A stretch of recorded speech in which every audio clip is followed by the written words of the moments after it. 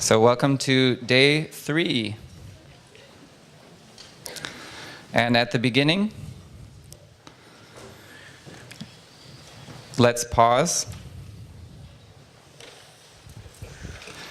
And Jeremy said something very wise yesterday in his workshop. He said, when we have an altar, the danger is to give our own sacredness to the altar. But of course, the altar is just a symbol.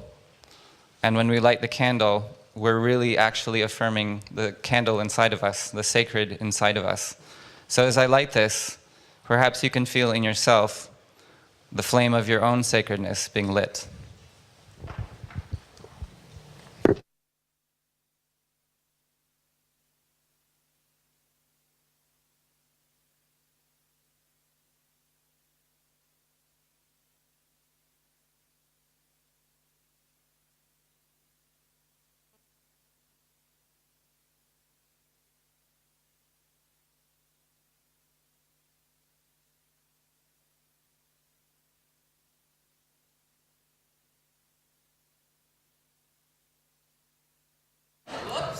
Round 2.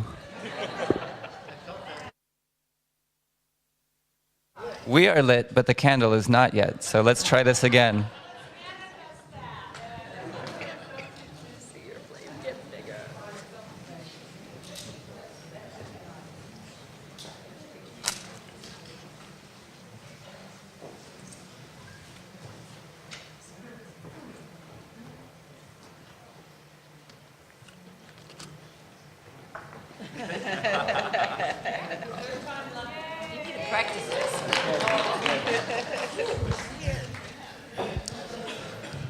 So we are going to begin the morning with someone who has very courageously agreed to share. And when we talked, I felt you were the perfect person, so Veronica. Thank you. If you could stand in the center. Yeah. Sure. Okay. Good morning, everyone. My name is Veronica. And what I have to share this morning is the process I'm going through. When I was on my way to this conference on the train, I was sitting on the train and there was a woman that came in the train, and we looked at each other, and it was very strange because we didn't say a word, but there was this very intense connection between the two of us. And it was hard to sustain the intensity. And then after the train arrived and I came to the conference, I met her again here. So the connection became clear, and that's part of the story. The other is yesterday, during Marco's session, he described how the earth is changing and shedding her skin, so to speak. And the things, the structures that used to work, they don't work anymore. And we have, as a planet, find a new way. And I am going through a transformation like that at an individual level, where I find that the things that gave me structure, they don't do anymore. They don't work for me anymore. And I'm kind of in a void where I don't know what is next. And during this process, I'm realizing that the relationships and the connections with other people and other beings are crucial in this. Yesterday I had an amazing conversation with one of my roommates that helped me very much during this process.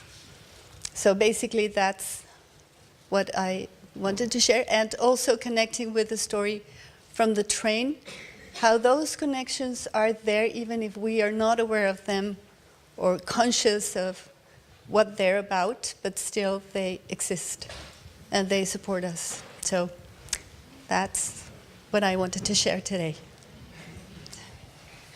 So another good morning.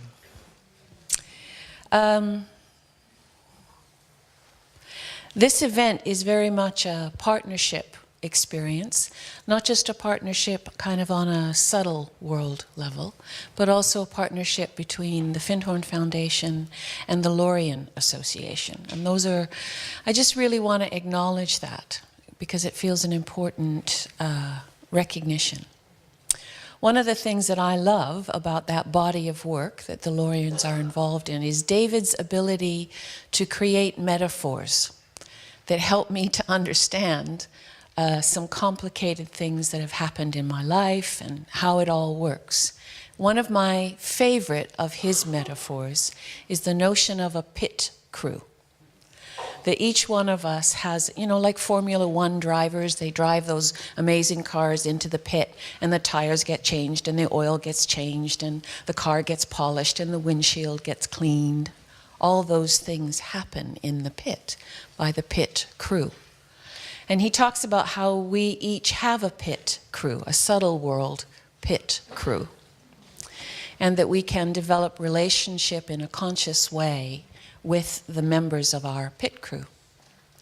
So as a conference core team, we've been working with a very specific pit crew as we've evolved and developed the format for this week. So even though some of them have already been mentioned, I would like this morning, as we enter into the talks and the plenary sessions, to consciously, all of us, engage with that pit crew. And also maybe to take a few moments to consciously welcome your pit crew, because you brought them. You brought them all here with you. And the room is very full of all the things that we've brought with us, never mind all the new things that we're invoking. So I invite you to close your eyes.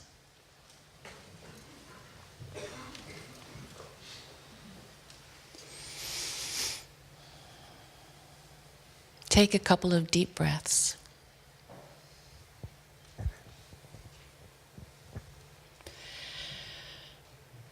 And initially take some time to reconnect to that felt sense you had when you do the standing exercise, the one we did on Saturday. Maybe you've repeated it in your home groups. But connecting to that sense of standing in your wholeness on all levels, connected to earth, connected to the cosmos. Standing in your own radiant light as a unique and precious expression of the sacred.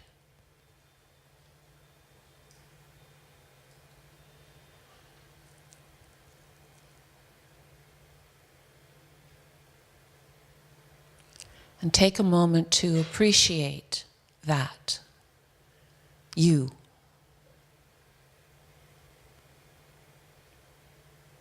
To extend honor and respect.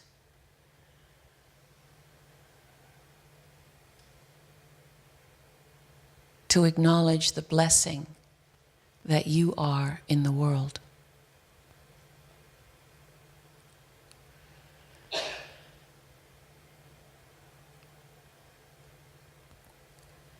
And then together, as we sit in this space, in the Universal Hall, on this land in northern Scotland, let's consciously open to and welcome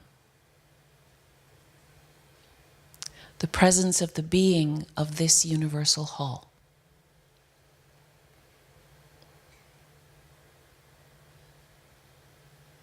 Allowing ourselves to meet and to greet that presence and all of the beings who comprise and live in this physical structure.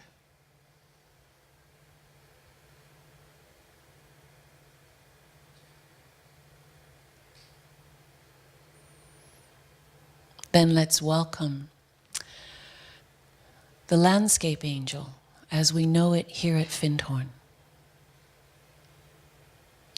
that local representative of Gaia that helps to shape and manifest the purpose of this center.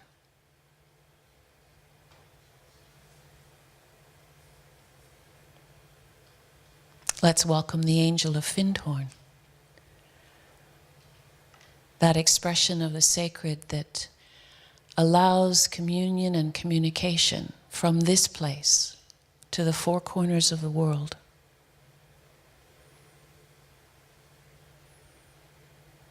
That may well have been party to the agency that called you present to this event.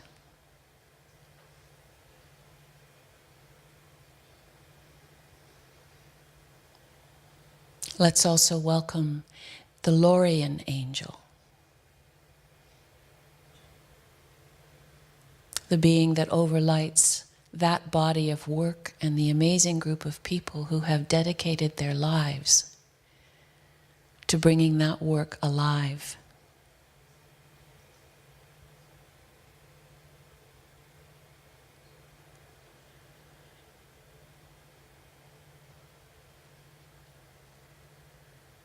We welcome Pan and all of the elemental beings and aspects of nature that live and work amongst us constantly.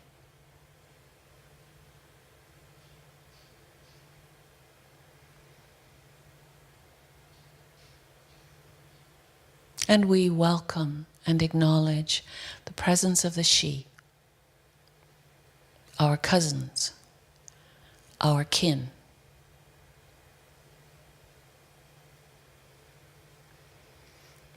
And then take a moment inside yourself to also acknowledge those members of your personal pit crew.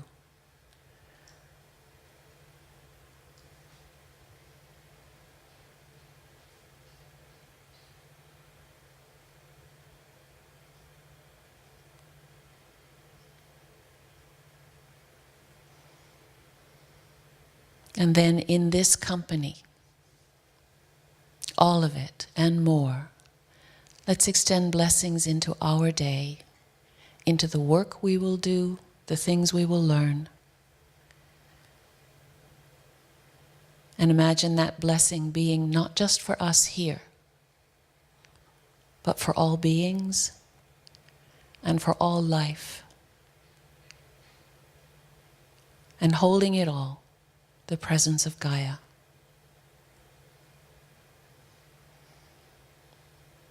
May love and laughter prevail in our day. Thank you.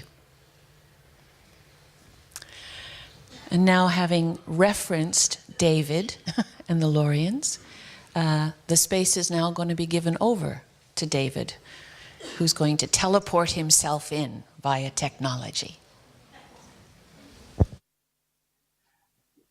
I'd like to introduce Jeremy Berg to you. He and I have been friends for a great many years. I met Jeremy the first time in Los Angeles. He came to a talk I was giving, and he invited me to subsequently come to an intentional spiritual community in northern Michigan, of which he was a part. And from that point onward, Jeremy and I have developed this close collegial relationship. Jeremy is a professional architect, and for a number of years, he was the dean of a college in Michigan. But these days, Jeremy is an invaluable part of Lorien's education and of the development of the classes that we teach.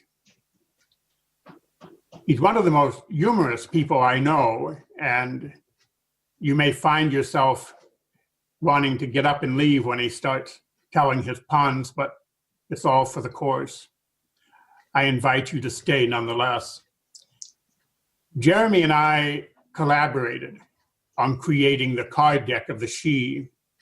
That's when I discovered what a great painter Jeremy is, because he created all the illustrations for that particular deck of cards. And since then, the relationship with the Shee has grown and developed, particularly for Jeremy, even more so than for myself. I think of Jeremy these days as Lorien's Shee whisperer, as he continues to get information and insights from his inner contact. So you're in for a treat. I wish I could be there to laugh with you and to smile with you and to enjoy the wonderful presence he's going to bring into this session. I'm sure the Shee will be there too, but what's most important is that Jeremy will be there and you will be delighted to be with him. Thank you.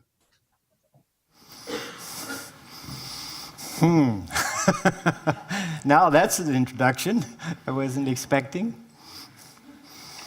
Do I turn this on now? Probably.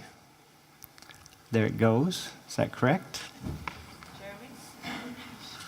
Jeremy? I'm told not to look back at the screen.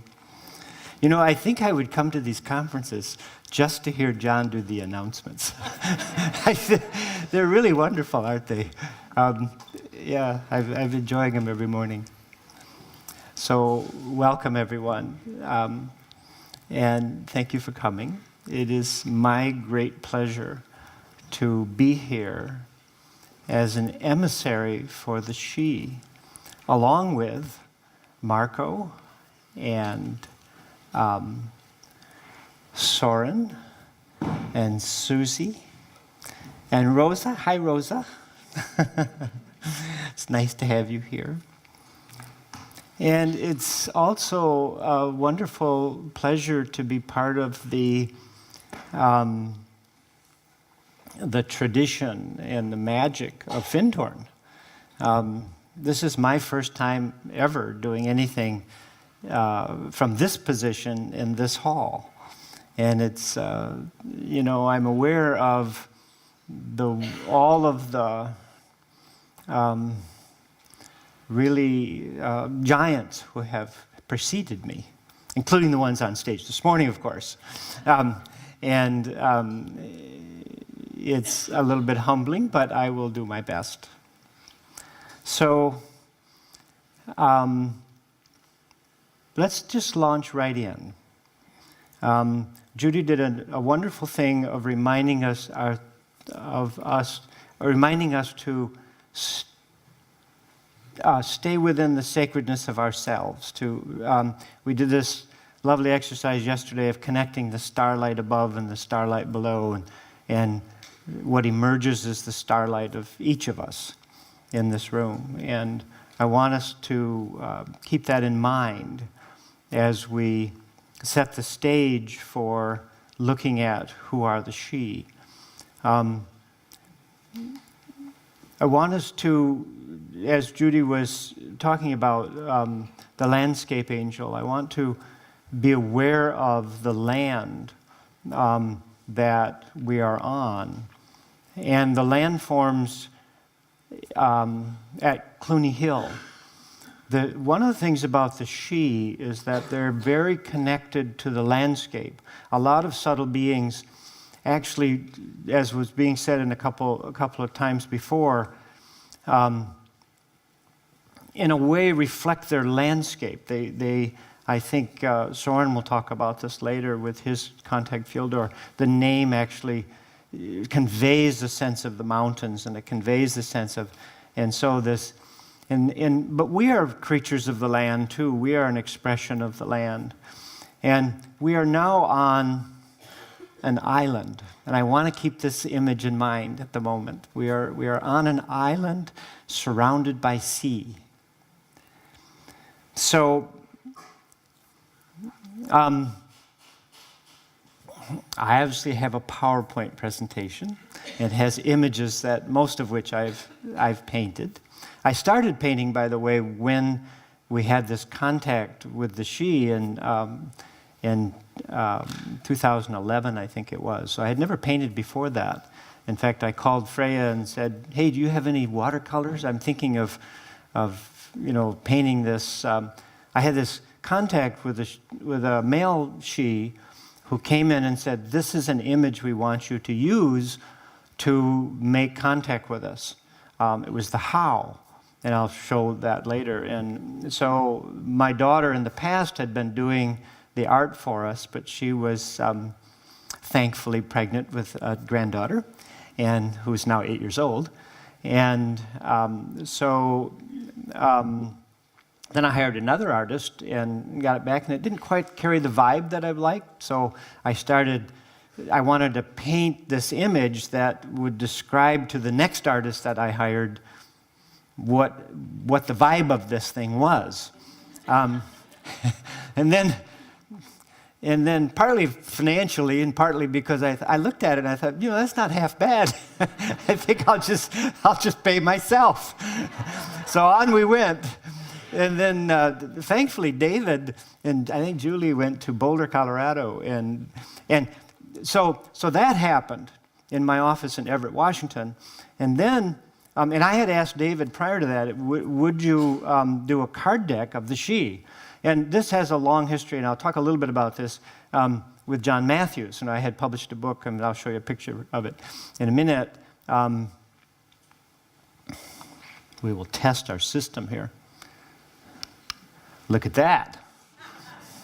There's an image of John Matthews' book, The Shee, which was published, I think, in 2004. And it was just something he had done, and it's this wonderful introduction to the Shee. There probably is none better that I know of. But John and I had been having this running conversation about, would you like to do a card deck? And he said, yeah, I really would. And then he was really busy, and he's written 100 books or something, and on all, he's really a Grail legend, Grail scholar, and Arthurian scholar, and lots of other things. But so in the back of my mind was this idea of a card deck, but I could never come to terms with John, and so, but we had published this book, and it surprisingly kept selling really well. And no advertising really. It was up on Amazon, but I would always think, wow, it's the best-selling book I have. And, and who are the Shee? It was like, who are these people?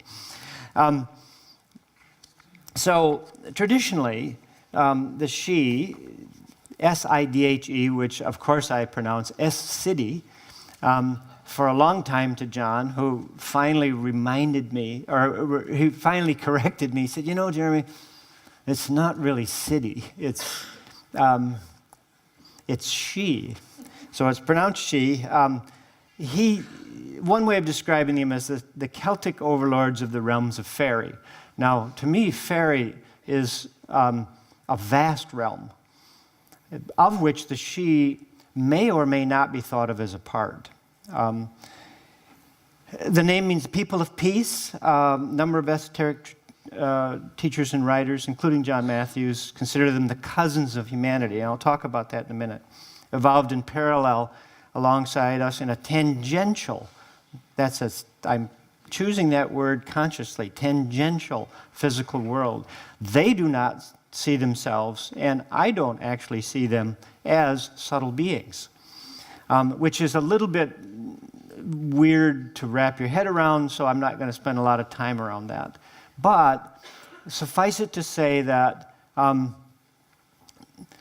they're incarnate like we are in a dimension of matter that may be thought of as more archaic or more protoplasmic, where things are more fluid, let's put it that way, which allows a lot of things to occur that wouldn't necessarily occur otherwise. I also want to acknowledge and invite in, although they're already here, some of the Shee contacts that we've been working with. One is a group that inspired this initial deck. So where I was in my story, the next weekend, so anyway, this female Shee appeared to David a few days after I had this image of this this connection to the Shee, and came to David and said, would you be willing to work with us and do a card deck to make connection with us. And David said yes. And after he said yes, and this is an important point, he was asked and he said yes. We always have the capacity to say no. And there are some contexts where it's not right. You know, not all subtle beings know our timing really well. And they might show up and say, hey, you want to do this? And you need to really evaluate that, because you don't need to respond to everything that comes. But David said yes, and he and then was given this image of a stone circle and other images that would represent the Shee. So you have this fixed image of the stone circle along with these other dancers, which represent the Shee. Now, I'll show some of that imagery later as I go through and talk a little bit about that. So David went off to Boulder. Since he was gone, the cat, the cat's gone, the mouse play. So I started painting the stone circle. Why not? I had paints. Freya gave them to me. Why not use them? I had fun doing they were all based on. So I just went looking for imagery of. I've never been to Europe. I've never been to Scotland. I've never seen a stone circle. I didn't really know what they were so much. I started reading about them and looking at imagery of it, and then started painting standing stones and portals based on what I was finding. This is actually an important point. Different people working with the Shee represent different traditions. You talk to R.J. Stewart, and he's very much working with some of the lore and the traditions. And these are really important to keep up, where the old pathways and to keep up to these realms are really important to keep working with. But they would have a very different take. David and I, partly because neither one of us have really spent much time thinking about that or working with it, come at this very fresh and come at it with a whole, just a sensibility of connection. So we're just responding to what we're engaged with. We're not really looking at the lore and saying, well, how does this fit? And so this one group of Shee I want to acknowledge here is this Mariel group. It's a woman and two men and another in a larger group that her name obviously isn't Mariel because, oddly enough, they don't speak English. Although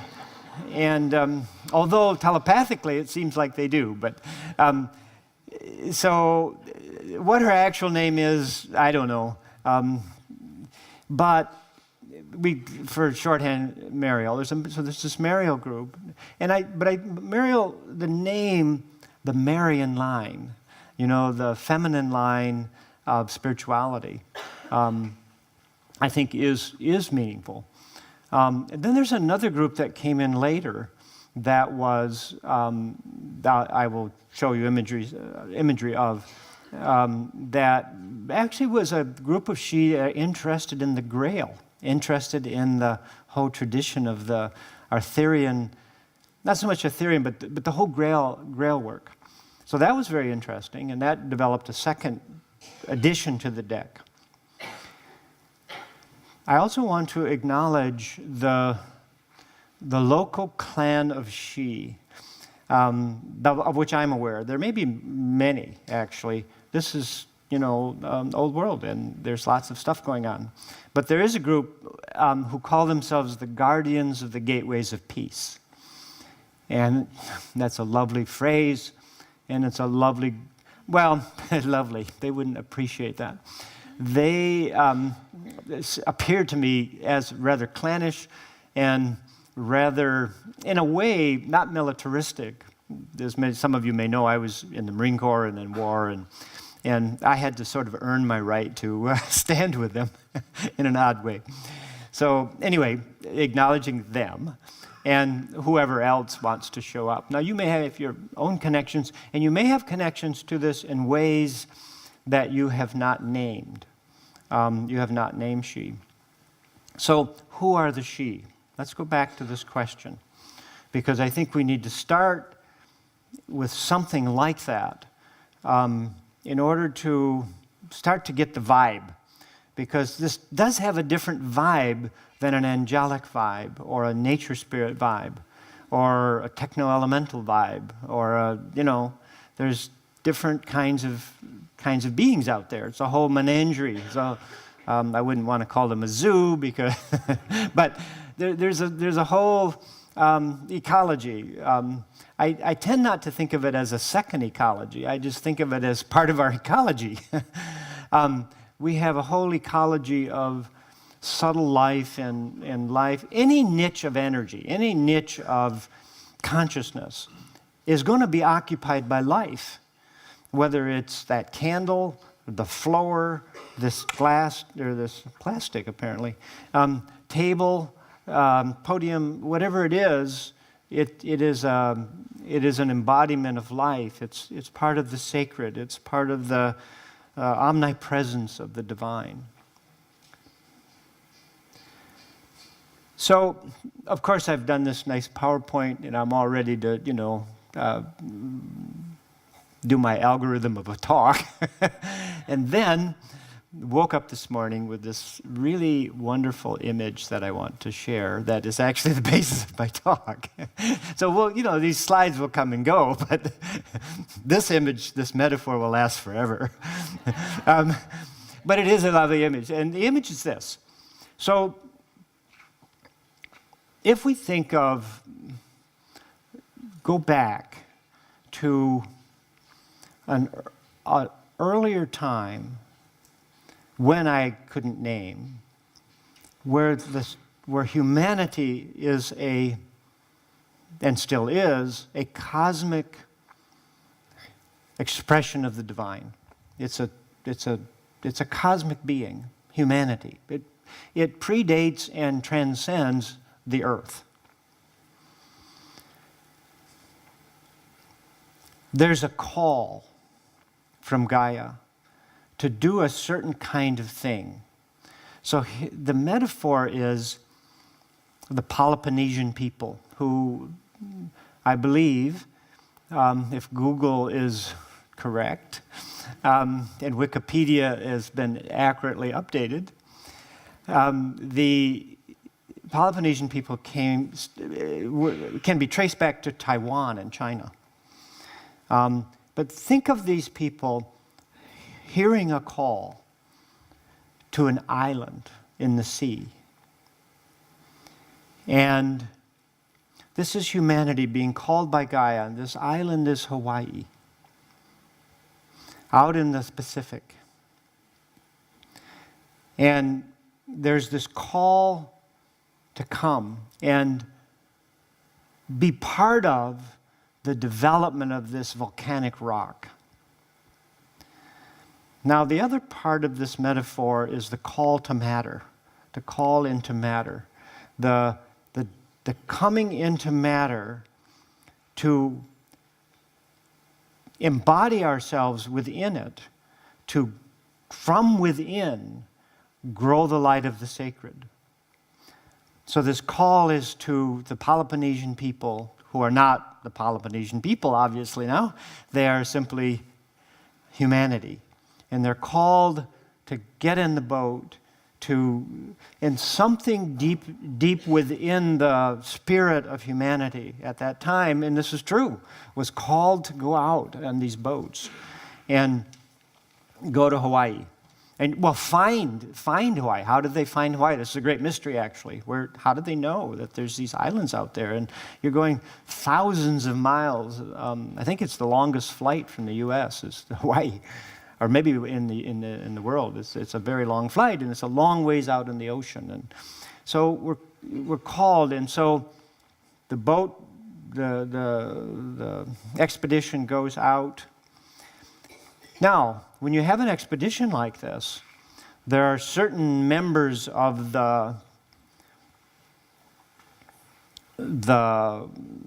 group who said, it would be a good idea if we established a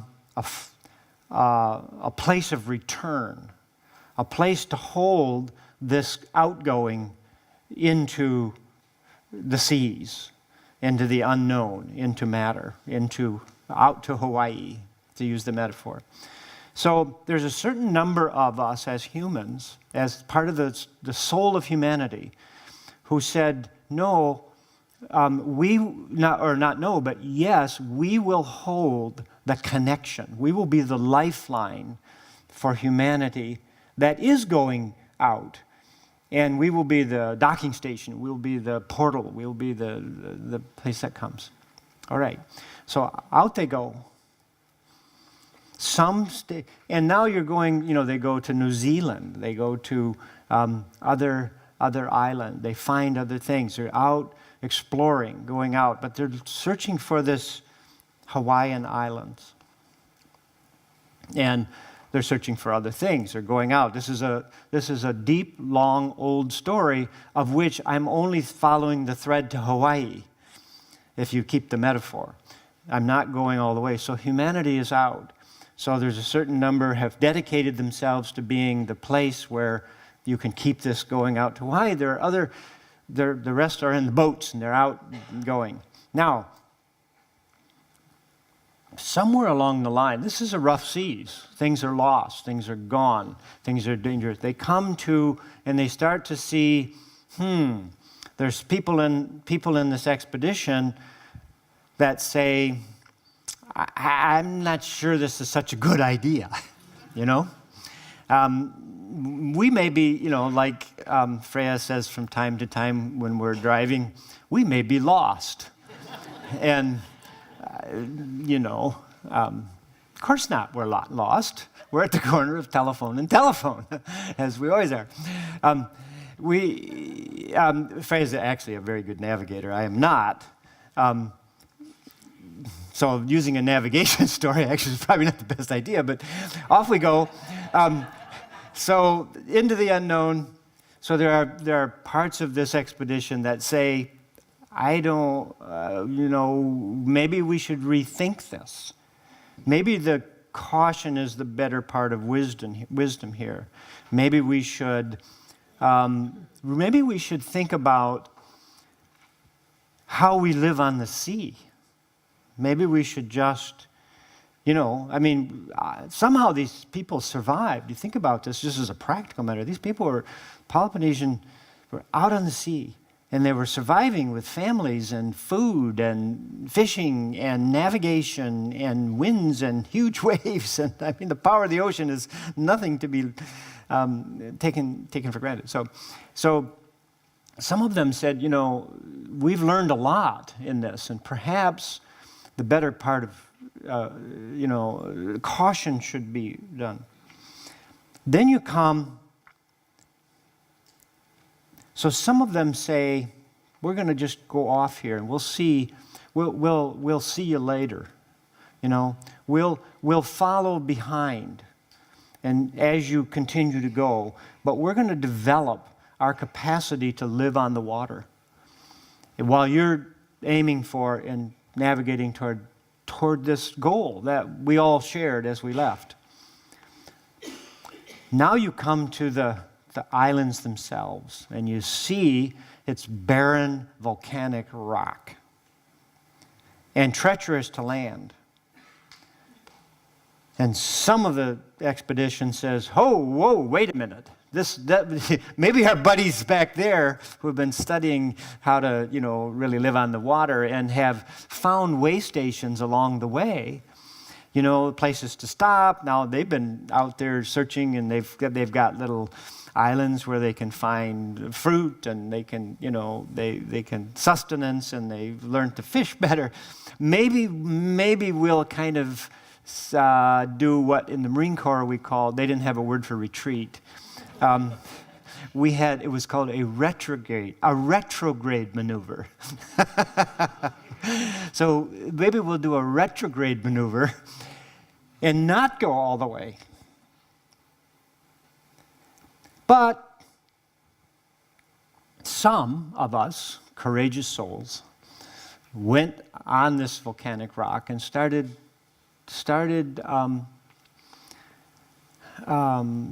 colonizing it. There were no people there. There was life there. There's always life. But you're bringing with you seeds. You're bringing with you your own qualities and what sustains you. But it's a rough life. And it has its challenges. You are a seagoing people, and now you are on land. You're talking about transitions. And you're talking about, what's up for me now? What's coming new? Well, I think this comes up for all of us. I mean, there's a part of us that is part of this seagoing people. We are a seagoing people. But we're on land. We're deep into matter. And we're growing from within now a new culture, a new civilization, a new life within matter on this, to use the metaphor, in Hawaii. So it has the possibility of verdant land. Now you also have these other peoples that are part of this expedition who can also now land and have been landing on Hawaii and have helped with the civilization, but also then retreat back into the land and help with the civilization, and they build monuments, and they say, okay, we remember where we came from, and you have other expeditions coming in. We remember where we came from. And let's help you establish things. So there's this mixing. So I'm sure you're way ahead of me on this story. The Shee in this story are the people in the boats. And some of them, the people back in the earlier civilization, although that would be, in my metaphor, more in the soul realm. And some of the Shee are also, so there's this dual group of Shee, as you can see. There's some of us who came to land. There's some of us who said, whoa, that looks too dangerous, and that's scary, I'm not going to do it. In other words, there's a kind of a revulsion, or kind of pulling back from, as Mariel puts it, the magic, the potential problem of the magic of humanity mixed with the magic of matter. And what is that volatile mix? That was the fear, the pulling back. So you have that group, and then you have this other group of Shee who are saying, hey, we're going to maintain our capacity to navigate. So you can see that the Shee is not just one group, but the point of all this is it's one expedition. We are one people. We're not, you wouldn't now say, oh, now there's the Hawaiians, and now there's the people in the boats, and now there's the people there's people. And as part of a civilization, as part of a larger civilization that's not just Polynesians. So how wide does this go? And I'm stretching a metaphor, obviously, beyond, and it's probably, stretched beyond this elasticity already, but that to me is who the Shee are. The Shee are those beings who remember where we came from and are living in a way that still has this fluidity, that still has the navigation. So some of them, you can imagine, are not all that interested in Hawaii. They've demonstrated that in the first place. Some of the Shee are like, who cares? And they're living in locations along the trade routes or along the sea routes that have nothing to do with Hawaii. They have nothing to do with the land. But there are others who really are dedicated to holding that route from the original flow all the way to Hawaii open. They're dedicated. That's their work. Now, that has always been going on. We see it in all of the old traditions. In the past, in the early days, as you can imagine, just like in my story, there's a lot of memory of this. It's a lot of memory. It's not like, oh, we're two people or five. We're not different races. We're we're seagoers, we're navigators. But over time, that gets lost. And if you don't get a lot of connection, you don't get every once in a while somebody sights a boat out there, and say, hey, look at that, I saw a Shee. You get AE, and from the theosophical tradition, or, a poet or someone saying, hey, I saw a boat. I saw somebody land, and look at there's these constructions that we didn't build. And what were they doing there, So you have this rich tradition of connection and story of the peoples mixing, but a lot of that's been lost. We are now at a time where that's coming forward. So that, to me, is who are the Shee. I wrote this kind of there's a story. I'm not really trying to hawk the book. It's just a little story, and it's a story about, if you want to hear another kind of version of this, it's a story about this same idea of what's our history, where do we come from, and this actual story was based on this group of Scottish Shee who, when I gave a talk here in the CC a few years ago, they basically outlined a talk for me, which is the only time this has happened. Normally, the way this works for me is exactly like it's working right now, which is show up, or in the morning something will come in and you just kind of wing it. Because the Shee are really good at weaving connection. Mariel makes a point. She said, we are the people of peace. We are also people of joy and connection. So for the Shee to kind of outline a PowerPoint before they show up, it would be very unusual. Because what they want to do is say, well, who's in the hall? Who's coming? And now they know who's coming because they've been around and watching a couple of things. So, okay, so here's a metaphor. Let's try this metaphor out, okay? And go out there and try it. And if it doesn't work, blame yourself. And if it does work, you could say, that was wonderful. So that's the story, and that's another version of it. It looks at the stone circles, and it looks at some of that stuff. To make sure I keep track of my time. So I better turn this over too, so I keep on the same page. So Heidi was kind enough to print out my things. I can't actually read it from there, and she told me I can't turn around. So I'm glued right here. So, okay, we've talked about the Shee. I think a legitimate question is, why bother? So, for me, there's 3 aspects of this, maybe 4. To learn to work more intimately with the life and consciousness of nature and reweave human and Gaian wholeness. So going back to this metaphor, it's like we've lost, in a way, our ability to navigate the seas and be in intimate touch with the nature of, I was saying earlier, just nature. So I was saying earlier that the Shee are very much woven into the land and very connected, and they have a lot to teach us. And if there's anything that we could learn right now that humanity needs to reawaken, it's its connection to nature.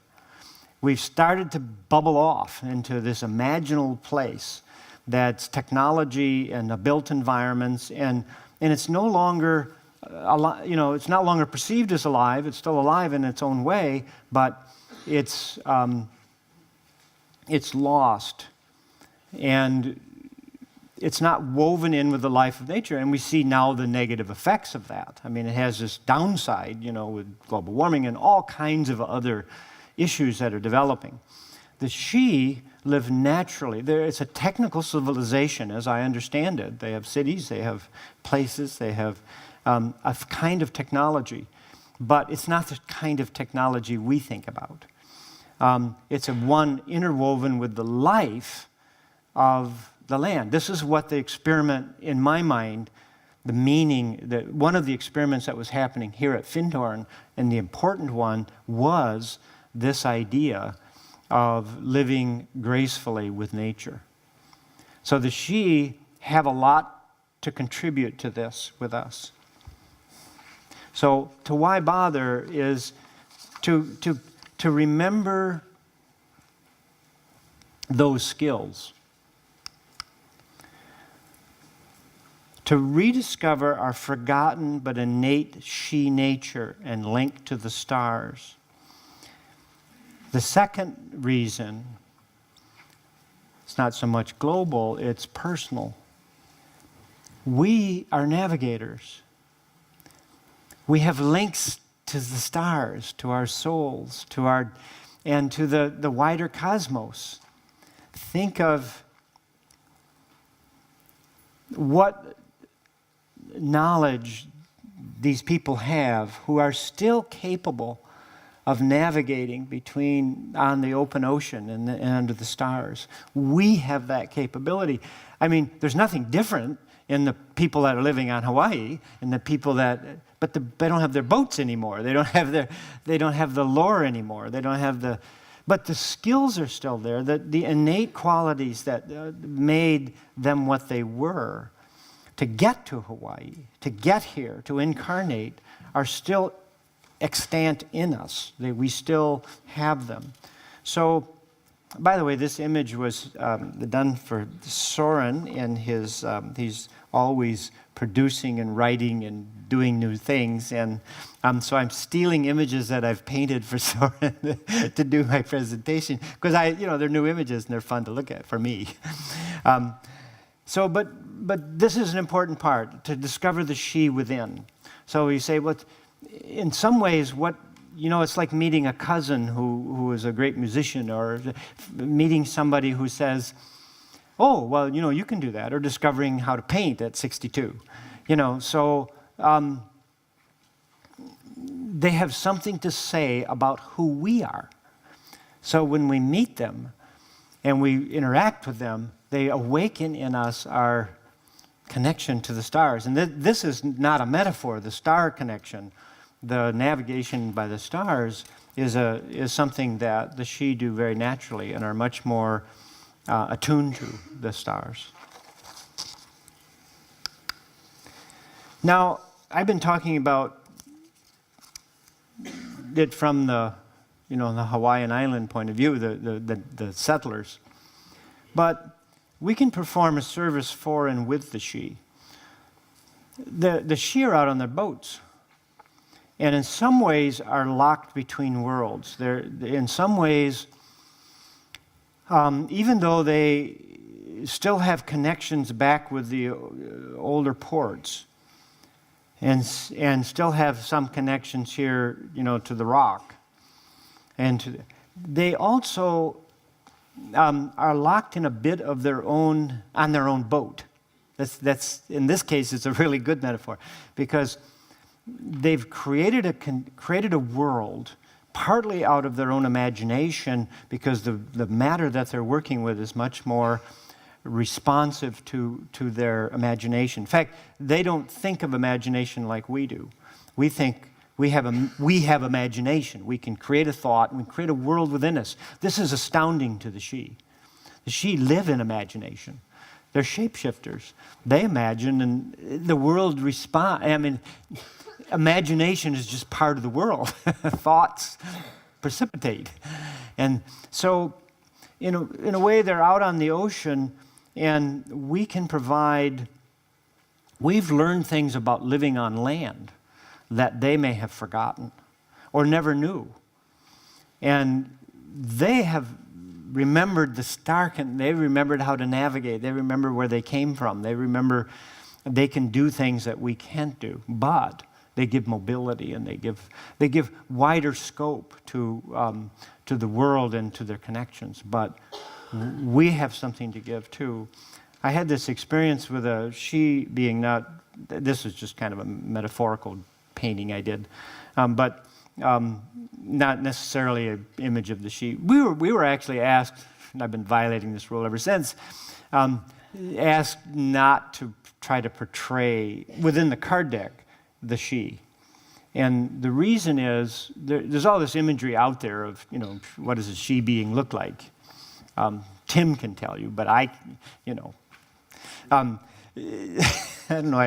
I pick it on you at the break. Yeah, yeah. Go see Tim at the break. He would be happy to do that, and he has lots of things he could share with you. We were asked not to try to portray the Shee because they didn't want, and this has to do with what David and I are doing. They didn't want the old imagery to get in the way of this new bridge. So it's not that it's wrong to do it. Like I said, I've been violating it ever since. I always paint them facing away, though. So anyway, but my point is, part of this connection with the Shee is not only because our world needs it and nature needs it, and not only because we can discover the Shee within and have all these wonderful capacities of navigation of the stars and subtle worlds, and they have a lot to offer there, but also they have, because what they would call the anwa, their expression in the world, the anwa of the original humanity, the original impulse to navigate, the original impulse to discover new worlds and colonize new worlds and bring forth the life of new worlds, which humanity is doing. That wholeness has been lost with the disconnection. We can bring them back. We have something to help them with the function of we can help them land on Hawaii from time to time, but they can teach us how to get back in the boats and navigate. And both are important. You don't want to always be on the boat. You don't always want to be on land. You don't want to be landlocked. You don't want to be stuck here. But it's part of who we are as beings. So there's work to do. There's much more that could be said about that. But I was starting to say I had this experience of this Shee being who was really melancholy. There's an aspect of melancholy. I don't know if others have noticed this. I'm sure they have, that have worked with the Shee, of something that's lost, something that's the wholeness of humanity. We were called by Gaia to offer something into matter, to offer a life, and we're not fully doing it. And part of the reason is when this sort of separation occurred. And there's lots of other stories about, what happened on land, with, conflict and war between these two now groups of humanity.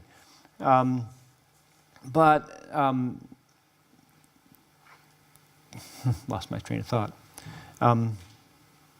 Anyway, I'll move on. But there's something that we can together do that we cannot do by ourselves.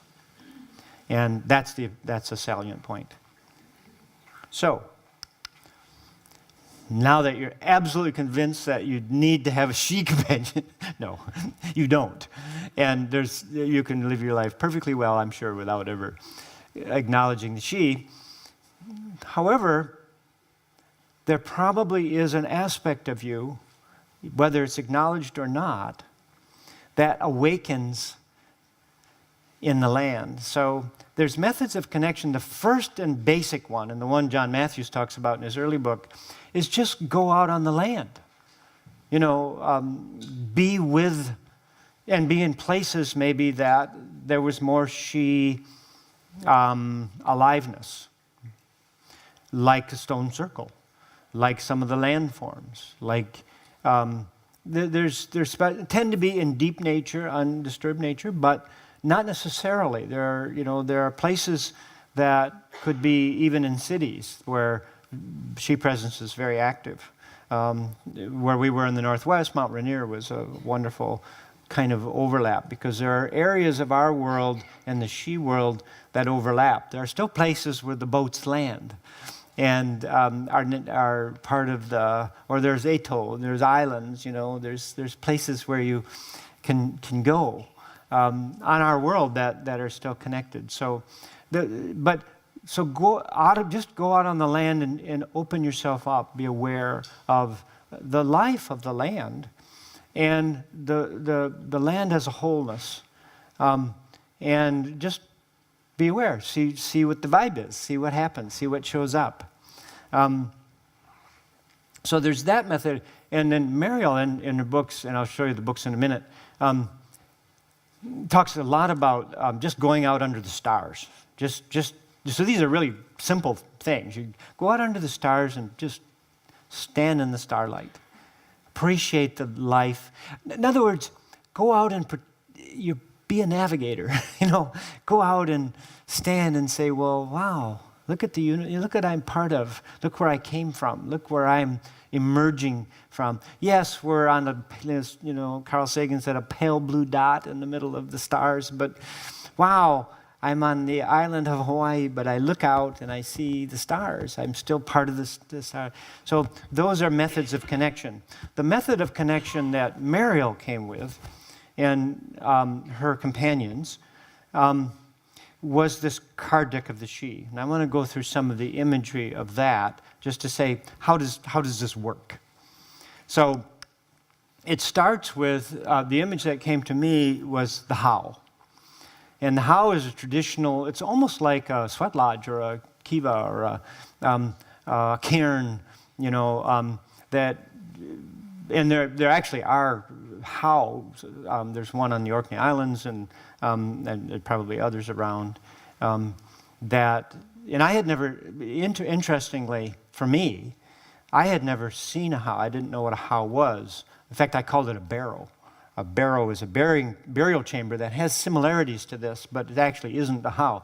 But May's How up on the Orkneys is this amazing place. I mean, it's 5,000 years old and it looks somewhat similar to this. But this image was actually described in detail by this Shee that showed up and said, "This is what we want."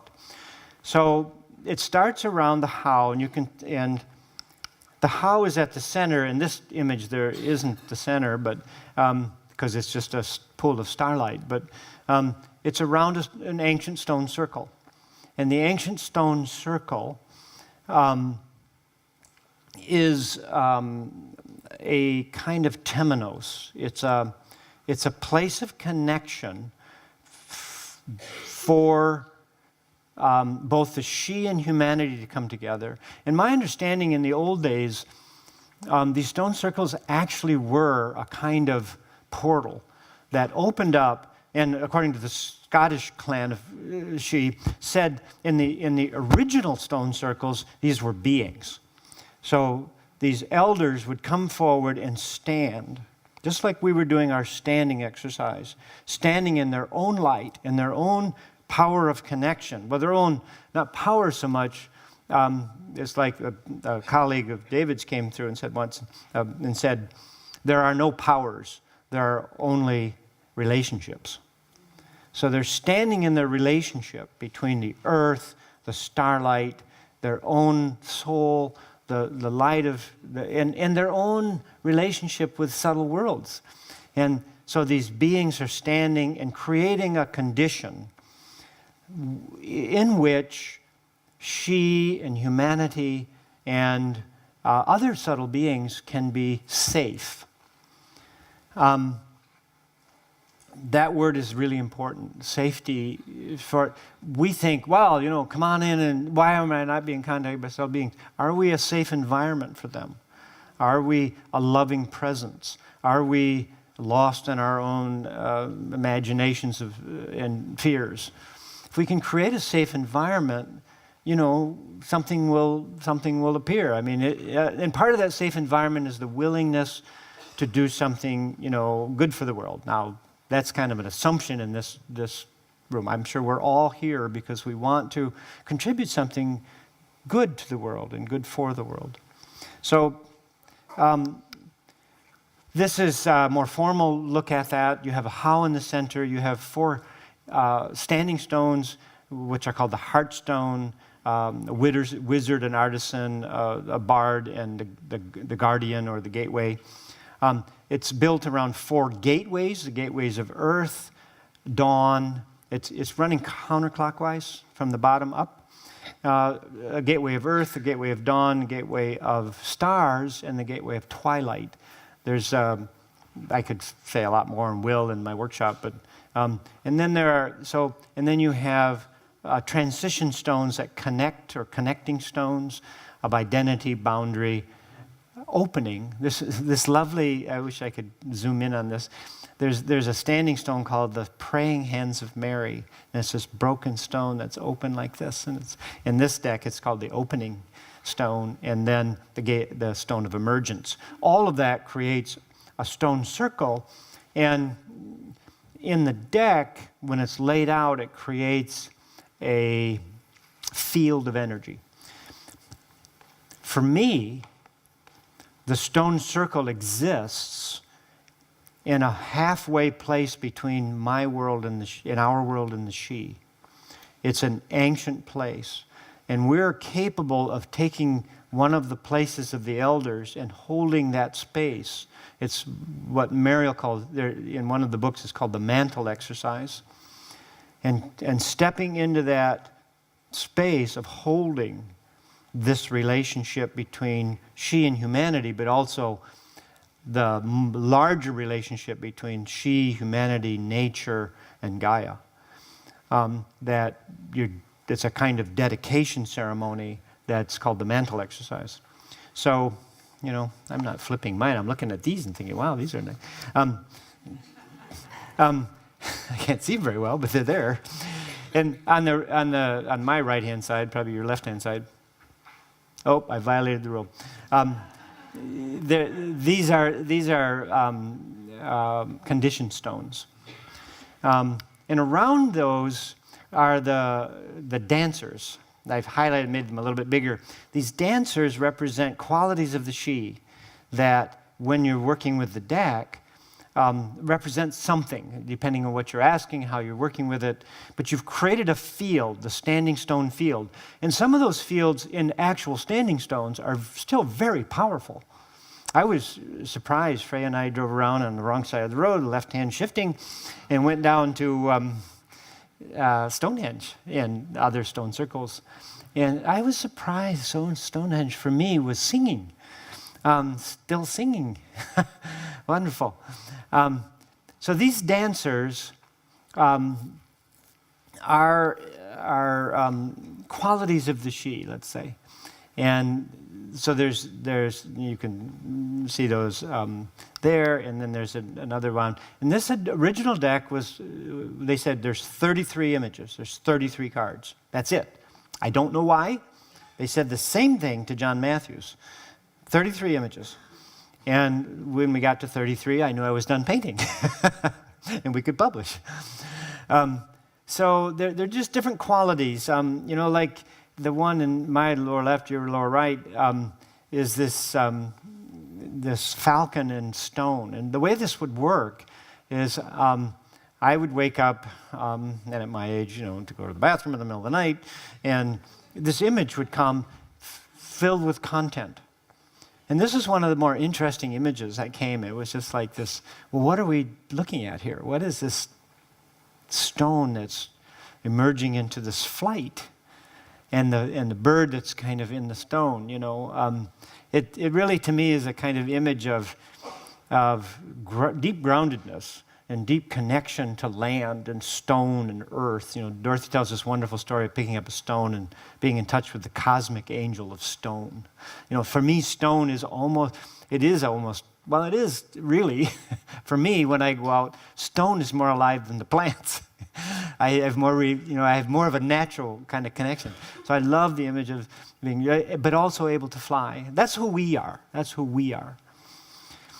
So then, as I said, so that's the original 33 images, and that can be worked with as a deck by itself. And then I was out for a run on Camino Island, and this second group of Shee came in and said, would you do an extension to the first deck? And we have 22 images. It's all around the Grail. It's all around the Grail. And I was running on Camino Island in northwest Washington, and you could look out and see Whidbey Island from there. And it was like Avalon. It was just very moving about this beauty of Avalon, the potential of a new world being born. And the Night of Fiery Hope here was the psychopomp, the one that, although that wasn't the Shee being that showed up, it was just, but he was the one that described some of the deck. So you have this image at the center of a radiant, incarnate human being as a grail, as a source of creative life. It's a traditional image of the life of Christ, and then other images of sovereignty. You could see these as, and Søren may talk about this. You might see these as the lost halos of humanity. There's a lot more that could be said about that. So this deck is divided into 4 suits, which I won't go deeply into at the moment, but because I'm kind of moving along for time. This deck, but what's remarkable about this to me is when they came and said there's 22 cards and here's some of the imagery we want to use, and we'll work with you in developing the rest of the imagery, which they did. And so all of these images come from the Shee. They're saying, we would like this, and here's how it looks, and how could you, here's the meaning behind it. And when I got done with this deck, Mariel came in and wrote all the descriptions of each of the cards. It's actually a different group. It's not the Mariel group. But what they said was, okay, we want to do 22 cards. You add those to the 33, you have 55. 55 is the standard publishing deck of 55 poker size. We want to do this poker size because if you do it poker size, it's really cheap to print because it's, there's all kinds of companies out there that print poker decks. And if you also do that, you can then send it to Amazon. It's much cheaper shipping. And Amazon, then you don't have to ship a manual because you can just do a PDF manual. I'm not kidding. This is exactly what they said. And I thought, oh my gosh, thank you. And that's exactly what I'm doing. So yeah, in my experience with the Shee, because they work with matter, they are, if the project is right and the project has a Gaian kind of impulse, they're doggone good. And they've been helping Lorien too financially, and they're good. When for the first deck, a woman called and said, would you like $15,000 to do the deck? When I did this, so that's one deck, I just saw that. John Matthews eventually has done 2 other decks. They're actually related decks called the Moon Oracle of the Shee, which is 29 cards, and the Shee Oracle of the Fleeting Hair. Now, those of us at my age, that has its other meanings, but it's lovely work. It's not my art. It is Will Kingham's, who is a wonderful artist. And there are these 2 decks. But when I did the Moon Oracle, this same woman called and said, not really knowing, she said she has her own Shee contact. And she said, I think you need about $10,000 for this next work you're doing. All right. I said, I don't really actually need that much for this next deck. And we negotiated. And it's like, yeah, I know it's a dumb negotiation, but so you have card decks out there. And these aren't obviously the only 3 decks that are out there. There's lots of other ones. Imagery, working with the land and working directly with, and that's probably the more primal and basic way of working, and working directly, obviously, with contexts that show up. Another way of working is what's called the Great Glyph of the Shee, and this glyph was given to John Matthews for his work of writing the original book called The Shee, Wisdom of the Celtic Otherworld. This glyph, he writes a story in his book about finding it in this, in this ancient how and blah, blah, blah. One of the things, I will let you in on a Facebook secret. Sorry, John. The Shee being actually showed up to him at the airport and said, "Here's an image. Here's a symbol that if you would draw it, put it in your office and focus on it, you will put you in touch with us." So this is a powerful image and a powerful symbol if you work with it, and there's ways to get a hold of it. All right. So that's another way of working with this, with land, with card decks, and imagery, and with this symbol. Obviously, there are lots of other ways of doing this that have to do with some of the old Lord. R.J. Stewart has this wonderful attunement that he does with going into the well of light, the earth light. But he also has, there's a kind of a traditional one of going down upside down tree into a well. And you go down, climb that tree upside down, and you come off the branches, and you're in the realm of the Shee. Traditionally, you're going into the hollow hills. So, Mariel has a bunch of exercises in her books. My workshops, normally we just spontaneously do journeys. I don't know if journeys is really the right word. We just go into the how and then see what happens. So if you've signed up, you may want to go back, scratch your name off the list, go find something else, because I can't tell you what we're actually going to do. But there's lots of, my point is really with all of these connections, there's lots of ways to work with and make connection with the Shee. I think the primary thing is to be connected to your own life, your own land, the people around you in loving ways, the things around you in loving ways, go out on the land, be in nature, go out under the stars. In other words, be a navigator. I asked David once, well, how do you connect with the nature spirits around? And sometimes they just show up. Like when we came to Heathrow, there was a nature being that came along with tugging on my bag. He says, okay, he's been with me ever since. Sometimes things spontaneously happen, but he was saying, I connect with the nature beings by doing what the nature beings are doing. And what they're doing is blessing the plant. They're taking loving energy and they're fixing it into the life of the plant. You're now a nature being. We are actually nature beings anyway, We don't think of ourselves too much that way, but we're just kind of another nature being running around. And we have a lot of the capacities of that. So if you want to act as connect with something, and I think this was being said earlier anyway, it's just like stand in the function of the being that you want to connect with. So if a being the function is the angel of Christmas, get into the loving spirit of Santa Claus, and the joy of the season. And you'll be surprised what happens. You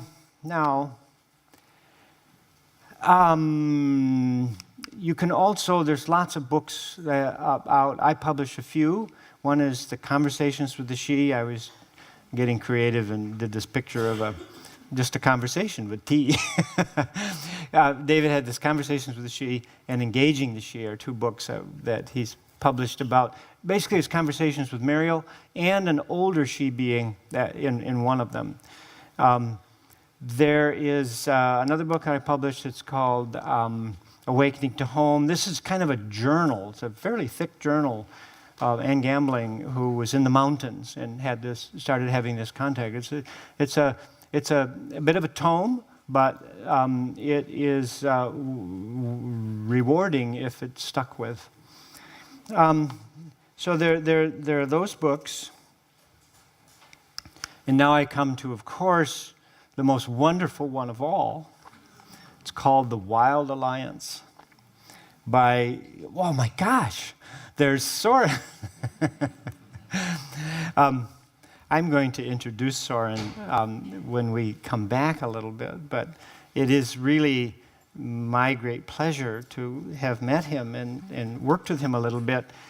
He has deep he has deep knowledge of esotericism first, and he was one of the leading lights, and still is really, of the theosophical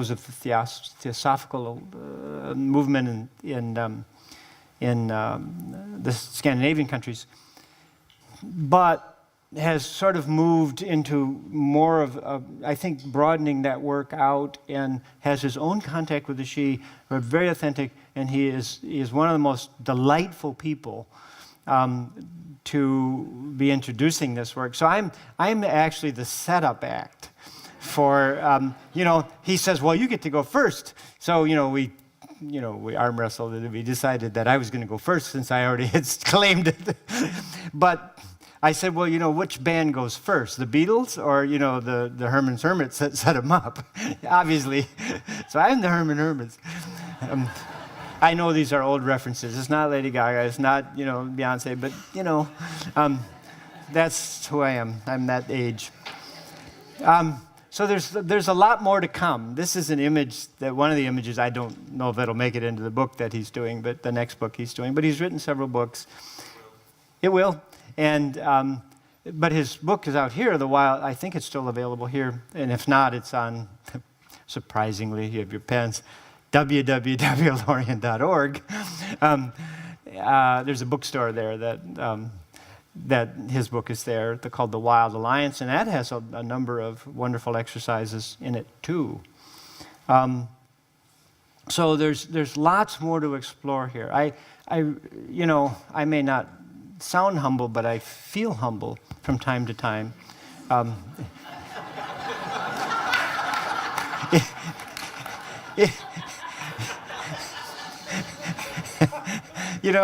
You shouldn't lie in front of a big audience. It's like the guy comes to the pool and he says, if any of you little kids, if any of you pee in the water, it'll turn purple.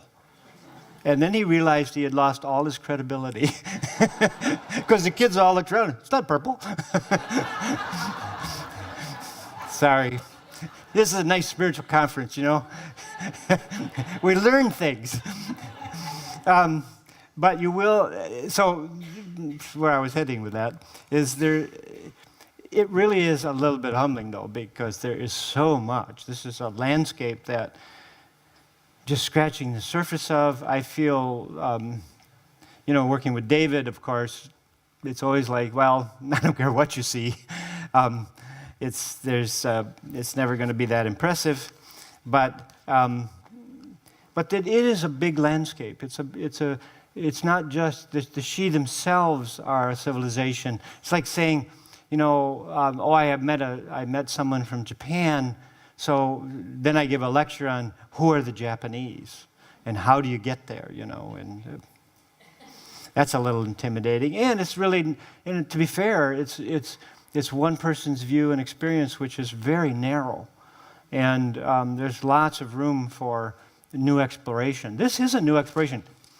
And the thing I want to leave with is, it is my understanding and my experience that the Shee are coming forward. They do want to make connection. And that's why I think the book has sold so well of John Matthews over the years, and all the other card decks and things. There's a lot of energy behind, and a lot of love and presence behind this work, because they have a lot to offer at our time. They're coming forward because our world is impacting them. And they see a new iteration of Gaia. We've spent the last 500 years or so kind of going into our own identities and our individuality, and much longer than that. But now is a time for rebuilding and reweaving our connection with the world. Findhorn started this. It's been going on in various ways over the millennia, but now it's our turn. We get to do this and take up this task of reweaving the wholeness of the world. Thank you very much.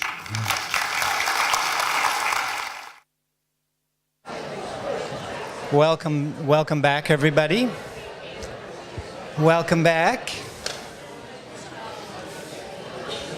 That's a nice way of saying take your seat and come back.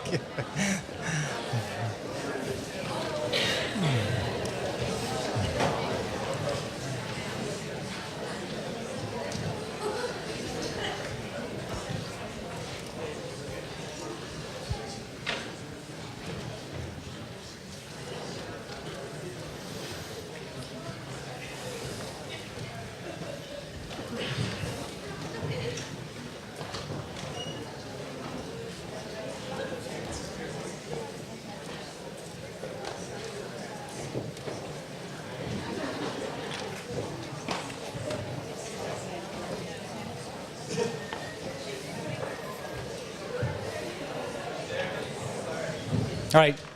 So once again, it is my great pleasure to introduce and be the setup person for Søren.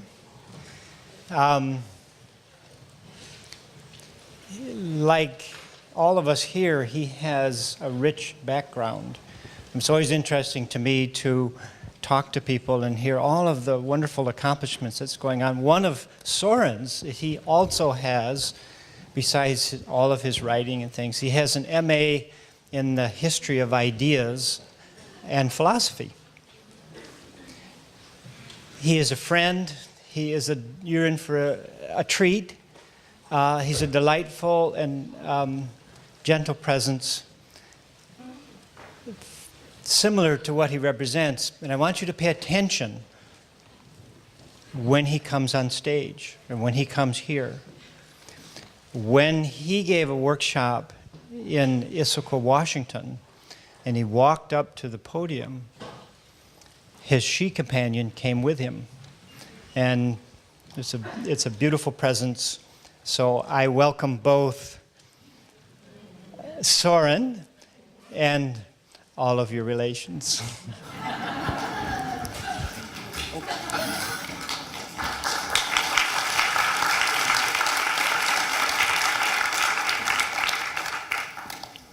Thank you. Am I on? Thank you so much, Jeremy.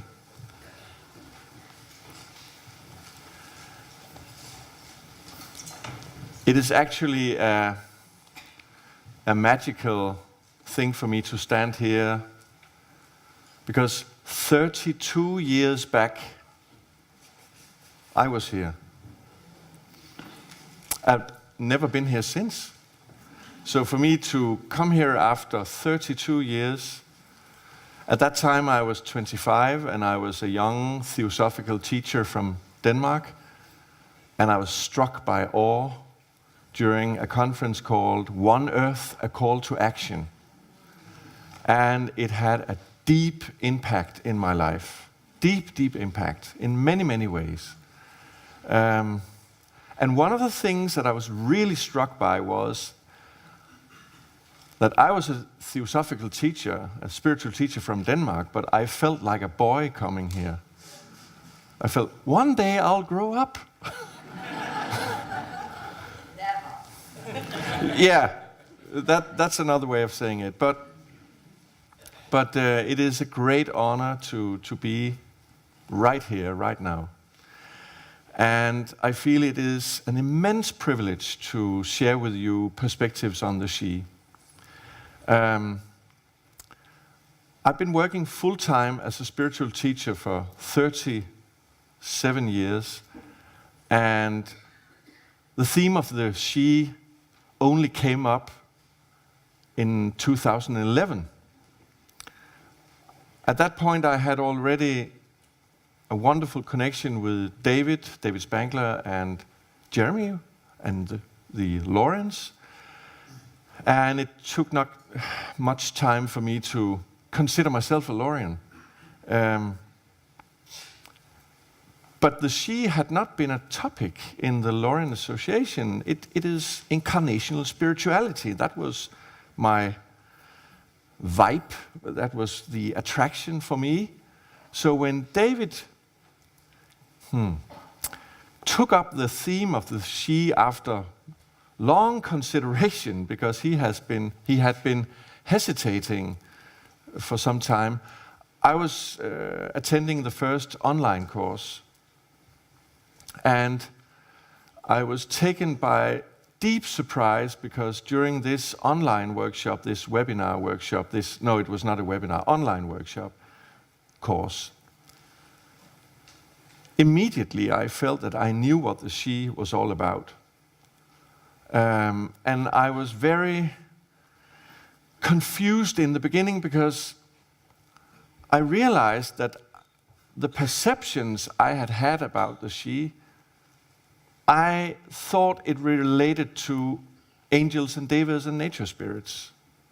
So I put it in that box unconsciously. And in theosophy, my background, there was seemingly not any mention of the Shee. So it was like, what's going on here? And at the same time, I recognized that I knew from within what the Shee is about. But I needed mentorship, I needed teaching in order to start recognizing my own inner perceptions and to wake up to this dormant knowledge and connection. And it has been a huge change in my life. So since 2012, I've conducted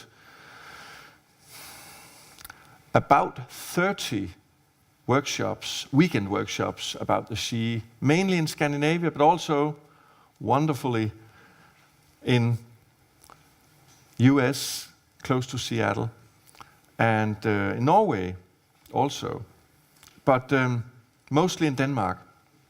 And I've written 3 Danish books, and then there is the Wild Alliance and more to come.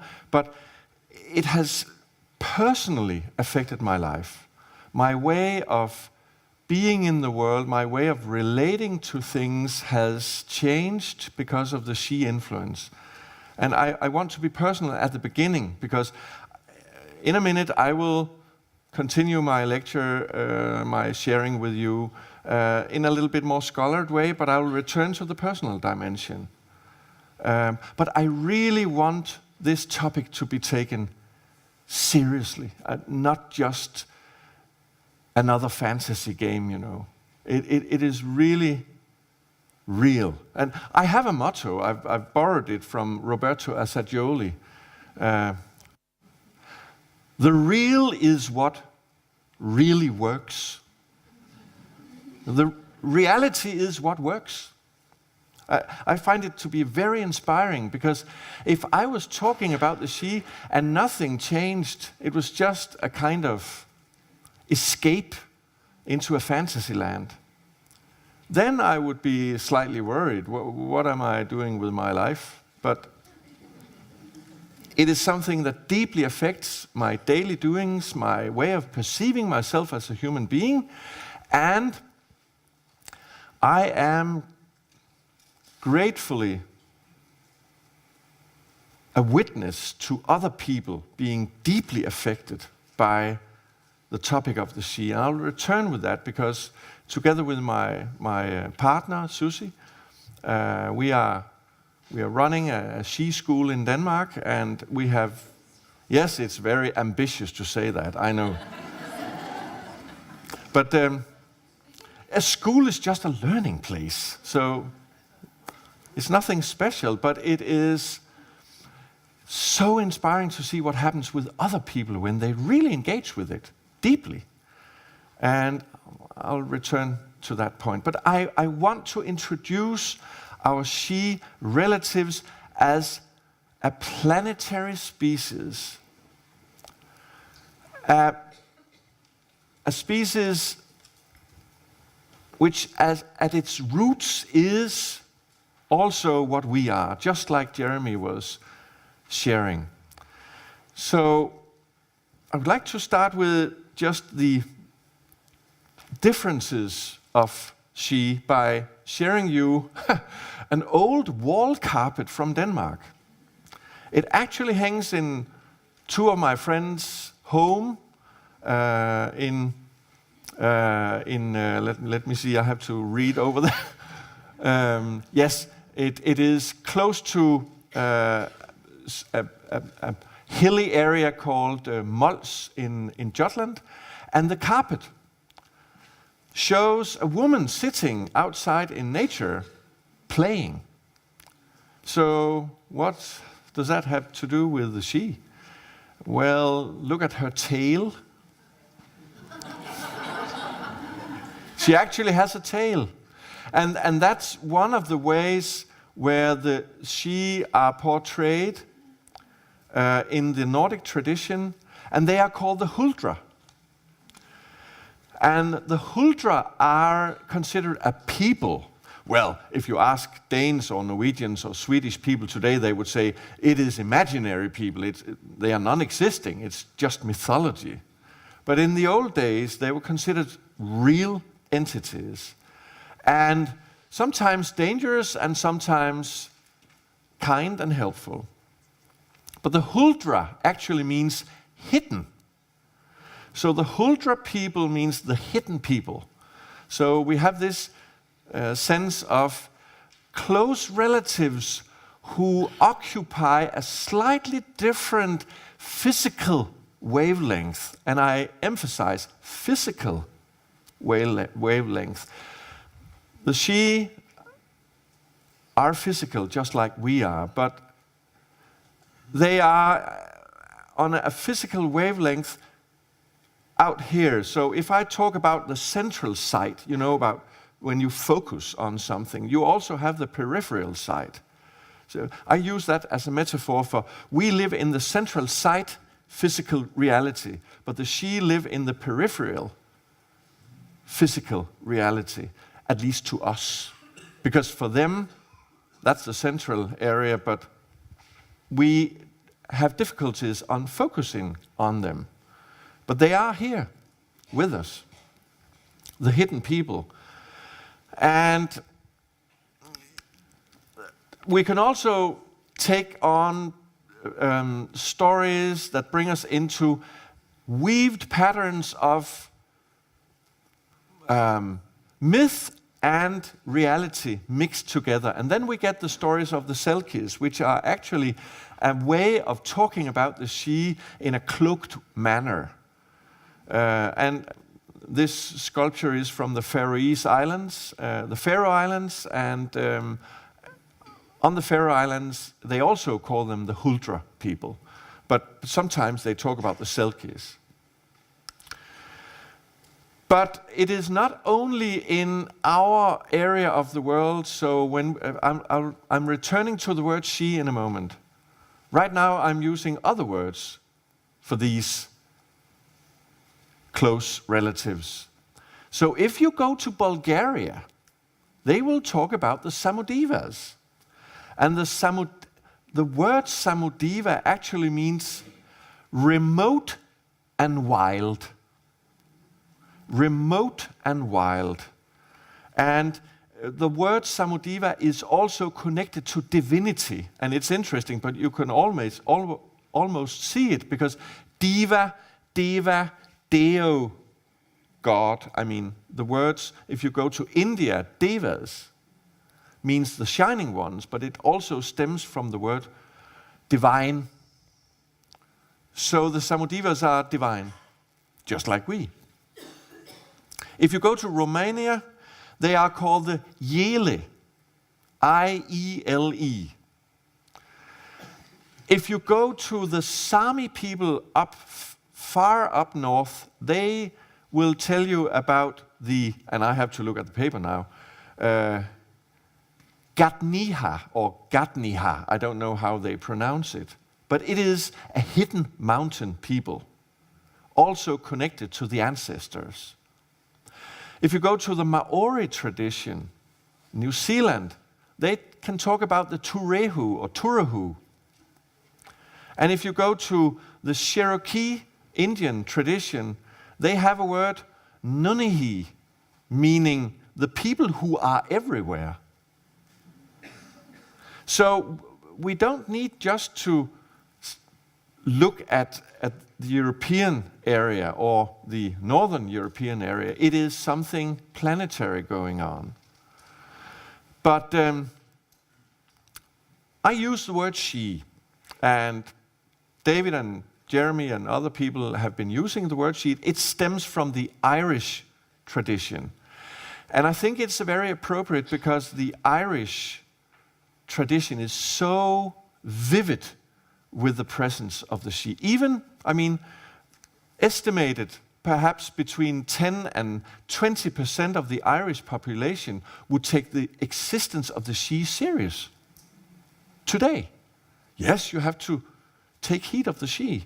One of the participants on our Shee school in Denmark is a wonderful Icelandic lady who lives in Denmark, Kristin, she is called, and she actually signed up for the school with a clear knowledge that in Iceland, where I come from, the Huldra people is important. This is very unusual. In Denmark, you would, if a Dane would say, well, I live in the Huldra reality, I need to go to a Shee school, that would be very unusual in Denmark. But on Iceland and the Faroe Islands, just like in a way like in Ireland and partly in Scotland too, the tradition of the Shee, or whatever they are called, is much more alive. I'll return to the word Shee a little bit later, but I would also like to add another word. Elves and fairy. These are also synonyms for the Shee. And it is quite confusing because mostly when people talk about elves, they think about nature spirits, and when you hear the word fairy, oh, a flower fairy. And people talk about the wonderful beings who are connected to the plants and to nature, but it is very confusing because the Shee are in stature like us. It's a people. It is not nature spirits, but some of them are very closely connected to nature spirits, and they are being colored by the association, but they are never small nature spirits. And when I say small, I don't want to belittle the nature spirits. I know that sometimes when we talk about nature spirits, the way we talk about them can actually be felt quite offensive by them, because they think that it's just nature spirits, and that's not what I'm doing right now. But if we just for a minute think about Tolkien and the High Elves, there is a flavor of something coming through with dignity and light and magic, and also a melancholic atmosphere, which Jeremy mentioned, which is something that belongs from the separation, really, between us and them. There is a melancholic flavor because of something that is lost. And at the same time, we learn again and again that the Shee are very much full of joy. So how can you be full of joy and have a taint of melancholy at the same time? Well, that's called life.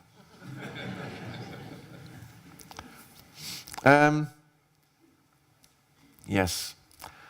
I want to say I was approached gradually in 2012 by a male Shee. And I was partly in denial, because the theosophical tradition I come from is very, very strict on connections with higher beings. And I don't want to make any mock of theosophy as such. I definitely don't want to do that. But the interpretation in the theosophical circles has very much been that if you are if you are enough evolved, you might get the honor of being some kind of a channel of elevated beings, highly above us. And so when a male Shee approaches, Søren from Denmark, can't be. I'm not a Jeffrey Hudson, I'm not a Leadbeater, I'm not a Annie Besant, I'm not a Blavatsky. I'm just Søren Hauge from Denmark. So this made a lot of problems within my system, and I had to adjust to it. And I would say that the help that David gave, simply by helping me having a natural approach to the whole thing, was incredibly important. And what has emerged with my Lorien friends since then in the Shee realm is just absolutely wonderful. And I would like to share with you that my male Shee friend and collaborating colleague, he is very Nordic, I should start to say. He's very Nordic, but I have experienced him in US, so he has a kind of travel pass for, I don't really, but strangely enough, I've only felt his presence vaguely here because I've had some other strong impressions of a Scottish presence, Shee presence, not one but several connected to the event. But I feel so joyful when I connect with him, and I'm not his mouthpiece. I'm not channeling him. It is a partnership. It is mutual inspiration. So there's no above and below. It's just genuine mutual interest. Unfortunately, I'm not able to see the extent of how I might inspire him, because I can't follow him in detail in his own world, only glimpses. But I know that he's learning from the relationship with me, and we have similar interests. So it's also a meeting of minds that have similar interests. He's very much into language, because language to him is singing. So the wonderful thing is that he is kind of singing all the time, and I'm picking it up as language. And my relationship to language is I consider language to be song. I really have this poetic love affair with language, because to me language is song, and to him song is language. So there is, and then he has this, we should do something for the North. And I realize that North to him is something slightly different than the borders between the Nordic countries. I mean, now you're entering into Norway, now you're entering into Denmark. No, it's the North to him. Yes, I would also like to say that the way I mostly feel his presence is as if a whole landscape enters, if you get my point. It is a feeling of vast forests and mountains and heather and moss and the wind blowing and a wonderful wildness full of gentleness. I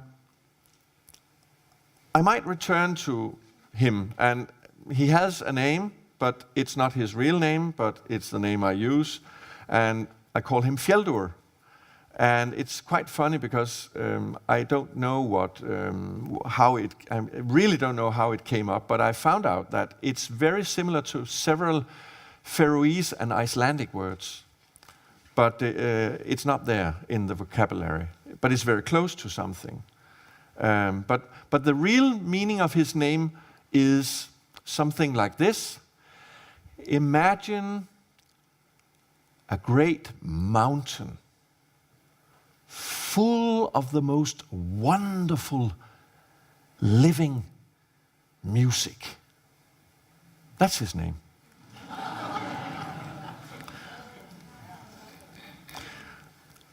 I would so much like to introduce you to the Irish tradition in a very special way. I met the Shee tradition in the Irish context, and I suddenly realized, whoa, the Shee are actually part of the theosophical lineage. But it never came further than Ireland. It never became trendy. But in Ireland, it really was alive. And here is the first person who was part of that. William Butler Yeats was a theosophist. He was also a lot of other stuff, but he was a theosophist, and he is an amazing poet in Ireland. Or he was, and he still is. And he had Shee experiences, and he very much related to the Shee reality, and he wrote poems, Shee poems.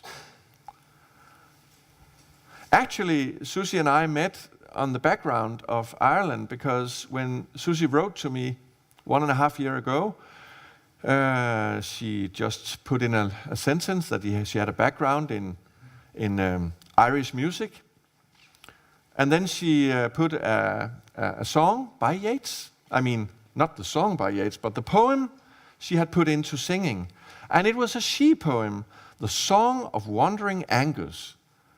And such a moving story about an old man sitting now, thinking back to his young days when, as a very young man, he was out in nature and he was trying to catch a fish at a small river, and he caught a trout. But when the trout came up, it transformed itself into a young woman who called him by his name and then disappeared into air.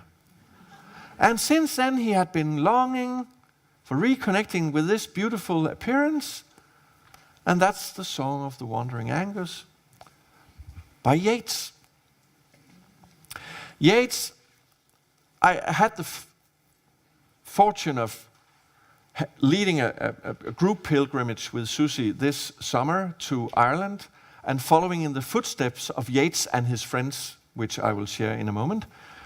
And actually, in Sligo, the city Sligo in northwest Ireland, the Yeats Society has a quote at the entrance of the building. And here it goes. Fairies, come take me out of this dull world. Remember, fairies, the Shee, okay?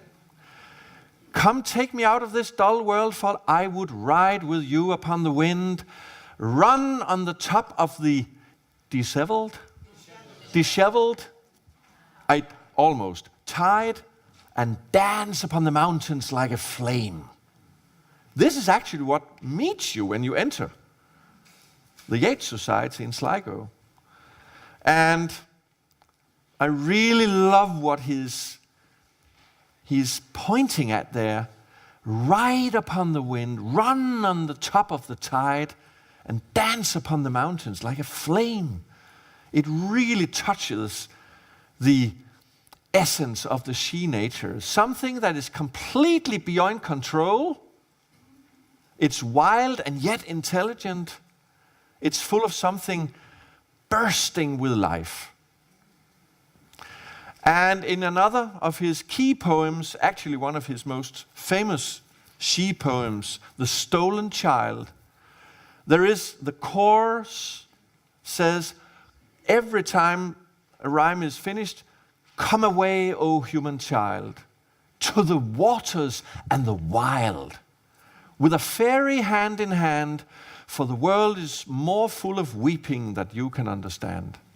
So, and some have interpreted this as, an escape from the world, but actually it is not. It is a liberation from being only focused on the sorrow of the human life and rediscovering the wild.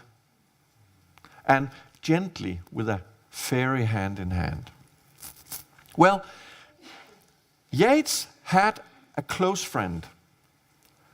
And this wise and close friend should be much more known because this is such a wise soul. His name was George William Russell, but he's named by his artistic synonym or pseudonym or whatever we call it, abbreviation, A.E. And that's because he had an artist named Aeon. He called himself Aeon when he was writing poems or painting, and Aeon was abbreviated into A.E. So it doesn't relate to his civic name. But George William Russell, A.E., was a seer, he was a theosophist, he was a painter, he was a literary giant, he was a pioneer for Irish independence, he was an ambassador for the Irish farmers. He was very highly respected in Ireland, but he was not as well known as Yeats. But I would say, if anyone should touch upon the depth of the Shee tradition in Ireland, go to A.E. He really opens some doors in two ways, via his poems, which are very deep, and via his paintings. And he was quite a good painter. You would not put him on the top of painters in his time, but he was quite a good painter. And many of his paintings portrays the Shee in landscapes and settings. And I will just share a little bit of it with you, and I hope also to share some pictures that some of you have never seen before. And I would like to start with this one, which is called A Warrior of the Shee, which is just a sketch, really. But it gives you an impression, this is not a flower fairy, okay? This is a very dignified, erect presence, full of individuality in a way that resembles us to a great degree. I want to say that A.E.'s paintings, of course, they are a dialect of the variety of the Shee. Don't jump to the conclusion that these pictures are all that is to say about the Shee. I mean, just look at Deborah's wonderful creations and a multitude of other expressions of the Shee. But I really love to highlight A.E.'s pictures of the Shee. We take the next one, which is a guardian Shee, and you have something occurring very often in his pictures. In the crown area, in the top of the head, he often has some very vivid, you could call it emanations, stemming from these presences.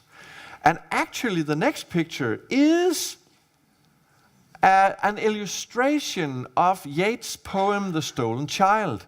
And if you think that The Stolen Child is about a child that is being taken by the evil Shee away from the cozy and comfortable Christian reality into something heathen, very dangerous, just look at the picture. It's like three saints taking gently care of a child that really is about to enter into a magical landscape. Another picture is a man in a boat, but he's not alone.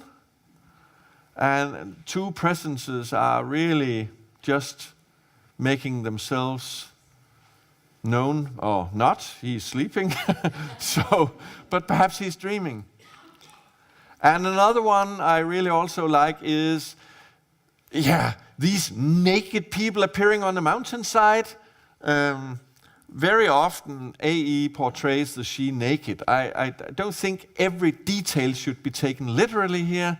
I think it's also about being naked in your way of being. You are not hiding behind images and roles and so on. You are much more in your nature. And actually there is this woman sitting under a bush. Perhaps she's a little frightened, perhaps she's curious, we don't know.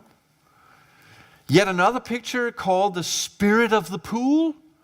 And you have persons right to the side of this presence, and they are holding on each other. The moon is on the horizon, and this presence is playing on the lyra. Would you say lyra? Lyra? Lyra. And several times the lyra is on AE's pictures to remind us of the musicality the Shee art is playing.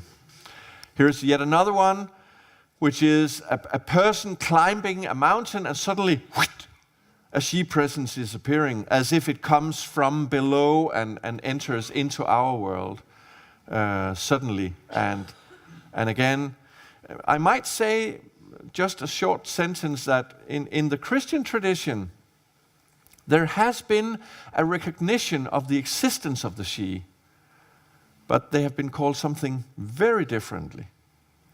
They have from time to time been called the fallen angels. They are there, they are angelic in their nature, but do never approach such a presence, because you will be allured into something and you'll get lost and never come back. So in that way, they can seduce you by their ecstatic presence and their nudity, their naughty nudity. Right? This is a clue, because we have lost our connection to being natural. And therefore, when something that does not have that prejudice approaches human beings, it would, at that time, 100 years back, for many people, be very, very problematic. Well, but it isn't. Just look how the Shee approach a child. This is a wonderful and very naive picture of a Shee kneeling and a very, very joyous child. Oh, there you are! And this also refers to the innocence of our nature that is a portal to the Shee. The next one I really like, and I'll tell you why. This is a picture of persons out there. Again, we have the moon in the horizon, and this Shee is also playing a lyra. And the interesting thing is, I can't explain it in detail, but one of the experiences I had when we had the group travel in Ireland was actually one of a group of Shee approached us at a certain point, and I had a very vivid impression. And one of these Shee resembled a little bit this presence. So I was really surprised.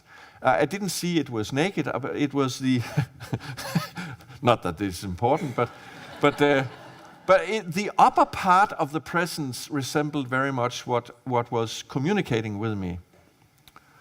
This is another very, very special picture of Shee on the ocean, actually very close to Sligo, close to a forest called Arts Forest.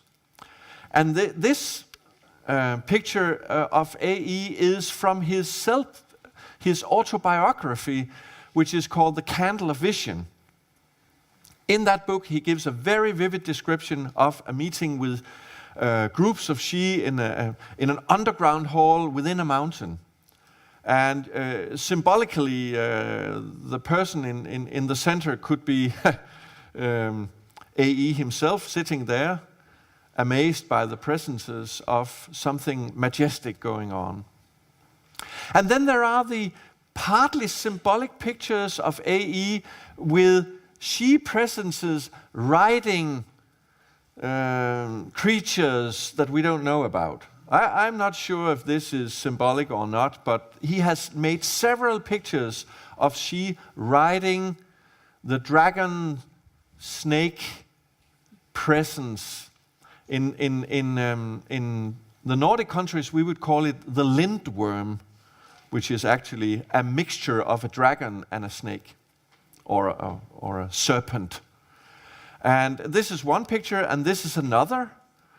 But if you take it symbolically, in order to awaken our own forgotten Shee nature, we need to learn to ride the dragon. the dragon of living imagination, of vibrant song, of living movement, and of deep anchoring between worlds. This is the last picture of AE, and you can see this is the third picture where you have Shee presences on a creature. AE might have been using his imagination for some of these pictures, but he was trying to convey perceptions, not fantasy. He had vivid personal connections with several Shee. Okay.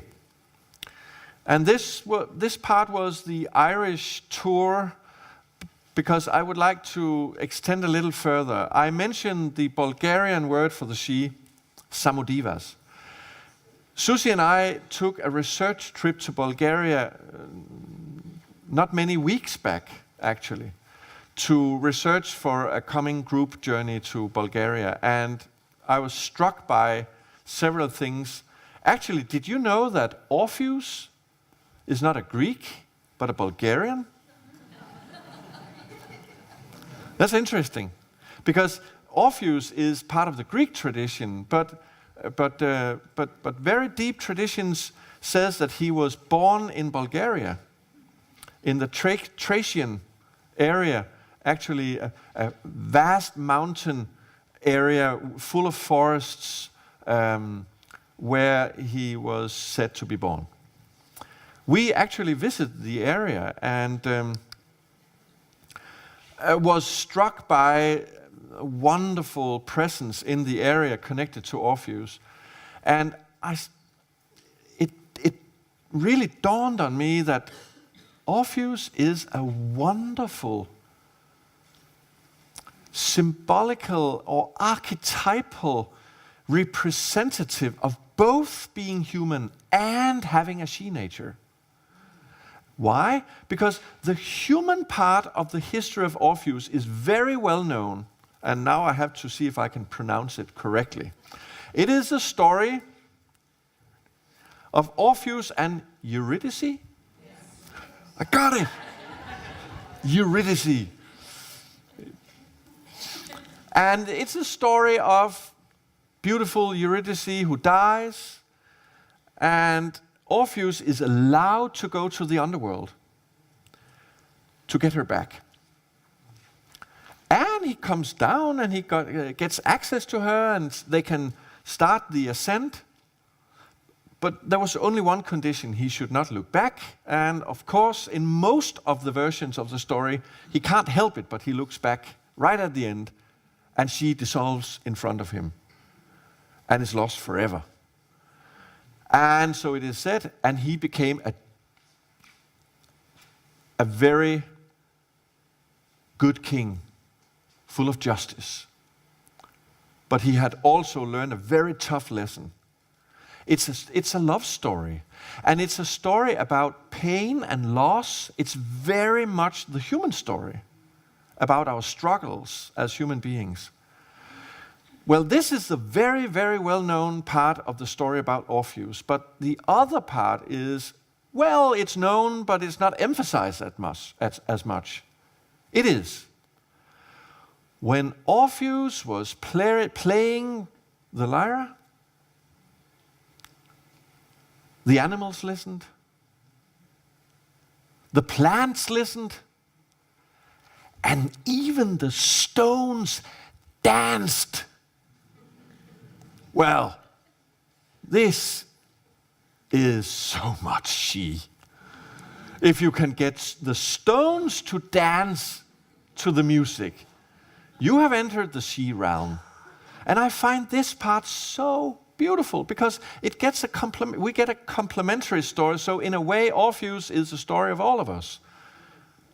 I hope he could also be female in these times.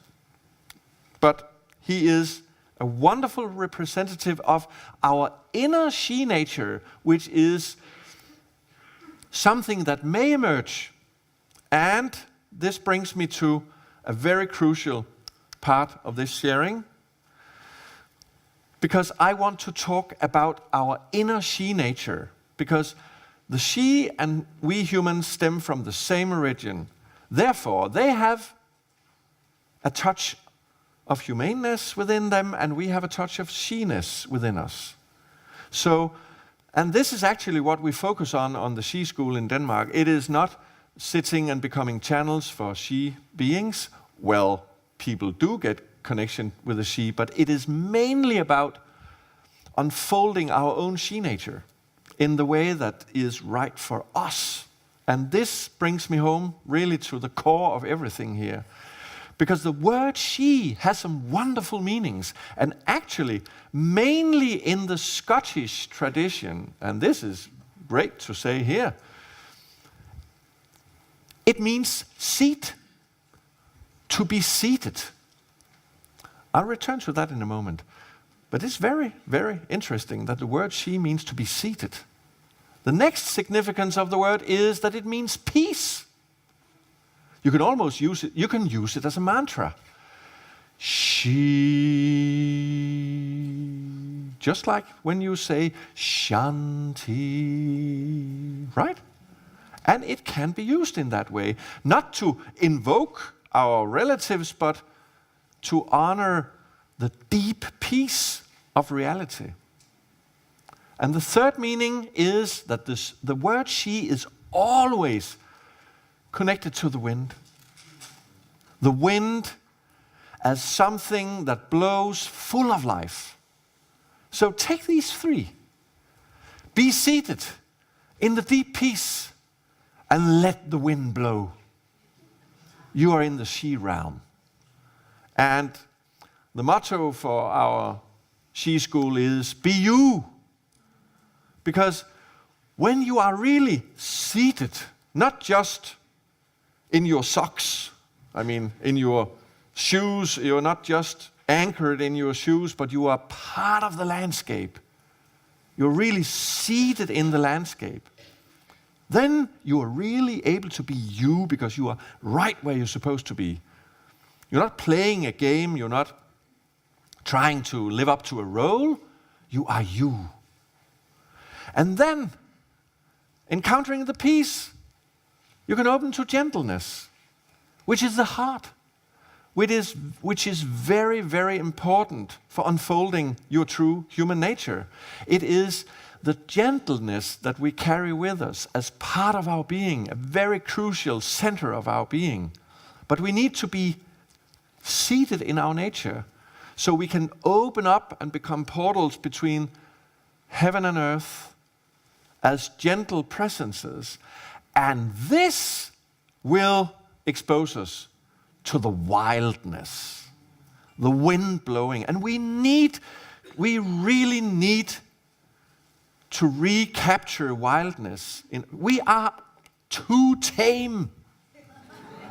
We are dressed up like, we have domesticated ourselves incredibly. And this domestication has made us so predictable. If you say this, okay, it means that. If you does this, you'll do that. And you know, we have become living zombies in many ways. So unfolding our Shee nature is about becoming more human. It is reclaiming our whole humaneness, which is also a Sheeness, which is also angelic and so on. But right now I'll concentrate on the Shee aspect. And this is so crucial. Our inner Shee nature can be described in many, many ways. Here comes an attempt just to touch on some core qualities of our inner Shee nature. And it's just my take on it. There are endless possibilities. Don't take it for anything else than just an inspiration, an opening to a gigantic world within us. But we could say that one of the key features of our inner Shee nature is that we are always a constant fountain of renewal. Renewal means opening our eyes to the wonder and mystery of being here, and not let routines take over and our consciousness becoming something secondary. You could say, in a way, that the tragedy of being human comes from the fact that neurobiology and brain research has concluded that consciousness is a byproduct of the brain. I mean, how far can we come out? I mean, this is so incredible. We talk about ourselves as byproducts. I mean, what is defining us is consciousness. It's just like you start saying the radio is producing the symphony orchestra. I mean, the little box there is actually what produces violins and trombones and whatever. No, it's transmitting something, right? We are transmitters of something beautiful. The body is wonderful, but it's not the creator of our consciousness. The next thing is a deeply connected, I love to say this, life musicality. We are part of a life musicality. It's not about being a musician or a singer. We are musicians. We are singers, each in our way. We are destined to sing our song as part of the great choir of creation. But we are, we have stopped singing, we have started talking. I have a metaphor for this. It's okay that we talk, but I really like us to rediscover the singing in talking. Fjeldur, he gave me a wonderful picture. He resembled human talking with ice cubes. Clock, clock, clock, clock, clock, they come out. And then the Shee, it's water. So we should not be ice cubing too much. We should be more waterish in our approach. And it's okay with ice cubes. They can even sound funny in water. But let's not give all our energy to becoming ice cubes in our nature. Our inner Shee nature is a natural, magical creativity. Natural meaning naked of roles and hidings, really into what is there. Magical means connecting and transforming what is in the moment. And creativity means we are here to create. We are not duplicates, we are not copies, we are originals. Lastly, I want to say, Susie and I work with 4 portals into our Shee nature, and we have discovered that these 4 portals are such a wonderful way of inviting us into unfolding our Shee nature. And the first portal is anchoring. Very, very important aspect of working with our Shee nature. And this means to stand in your land. It is really about standing and being something very much alive when you stand. You don't need to move in order to be alive. You can stand in your being. The second portal we call movement. And this is, of course, that we are dancers with life. So when we activate movement together with anchoring, we get something that is very beautiful. We can't lose any of these without losing something. Movement is okay, but without anchoring, it becomes very confusing. Anchoring is interesting, but without movement, we die, right? We just stoned. You can say stoned, right? I know the other significance of the word stone. Yes. The third is voice. And this is all about singing our life song together as part of the greater song in life. So voice in all its aspect is part of these 4 portals that really opens into our inner Shee nature. And the last is imagination. This awesome, fantastic, creative ability we all have, as Jeremy so beautifully said, the Shee live in imagination. We think imagination is something that is created upstairs here in this skull as something that is not real. But come on, we look around you. Everything here around us is a manifestation of imagination. Is it real? I think so. So I really want to start concluding a little bit about this theme.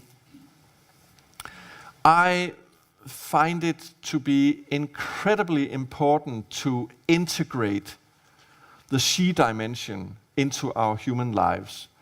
And there are two ways to do it.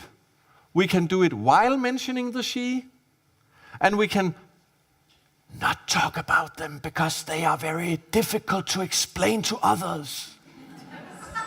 Do you get my point? And I honor both approaches. I really think an awakening is happening with the Shee nature without mentioning the Shee. And you can take all the principles here and omit talking about the Shee and say, okay, movement, anchoring, voice, imagination, that's a good, I'll participate. Don't talk about pointed ears, please. But let's just do that. We can do that. But I have a metaphor, I have a picture I like to use sometimes. Well, if we like cakes, we can just eat cakes. But it could also be interesting to see what a bakery is. And I prefer to include the bakery and the baker in the whole recipe when we talk about eating cakes. And this is about the presence and the existence of our Shee relatives and our possible partners. And this is pioneering work to dare go into this area and try to make this as much mainstream as mindfulness has become. But why shouldn't it? Right?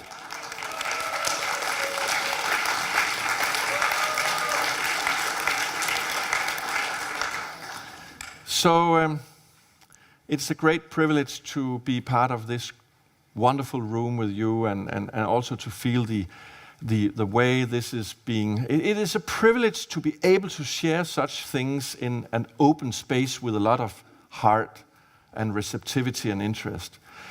So lastly, I just want to say that I realize that this teaching and this sharing about the Shee needs to come further out, and I feel a little limited by being a Dane because living in Denmark doesn't create much communication with English-speaking people.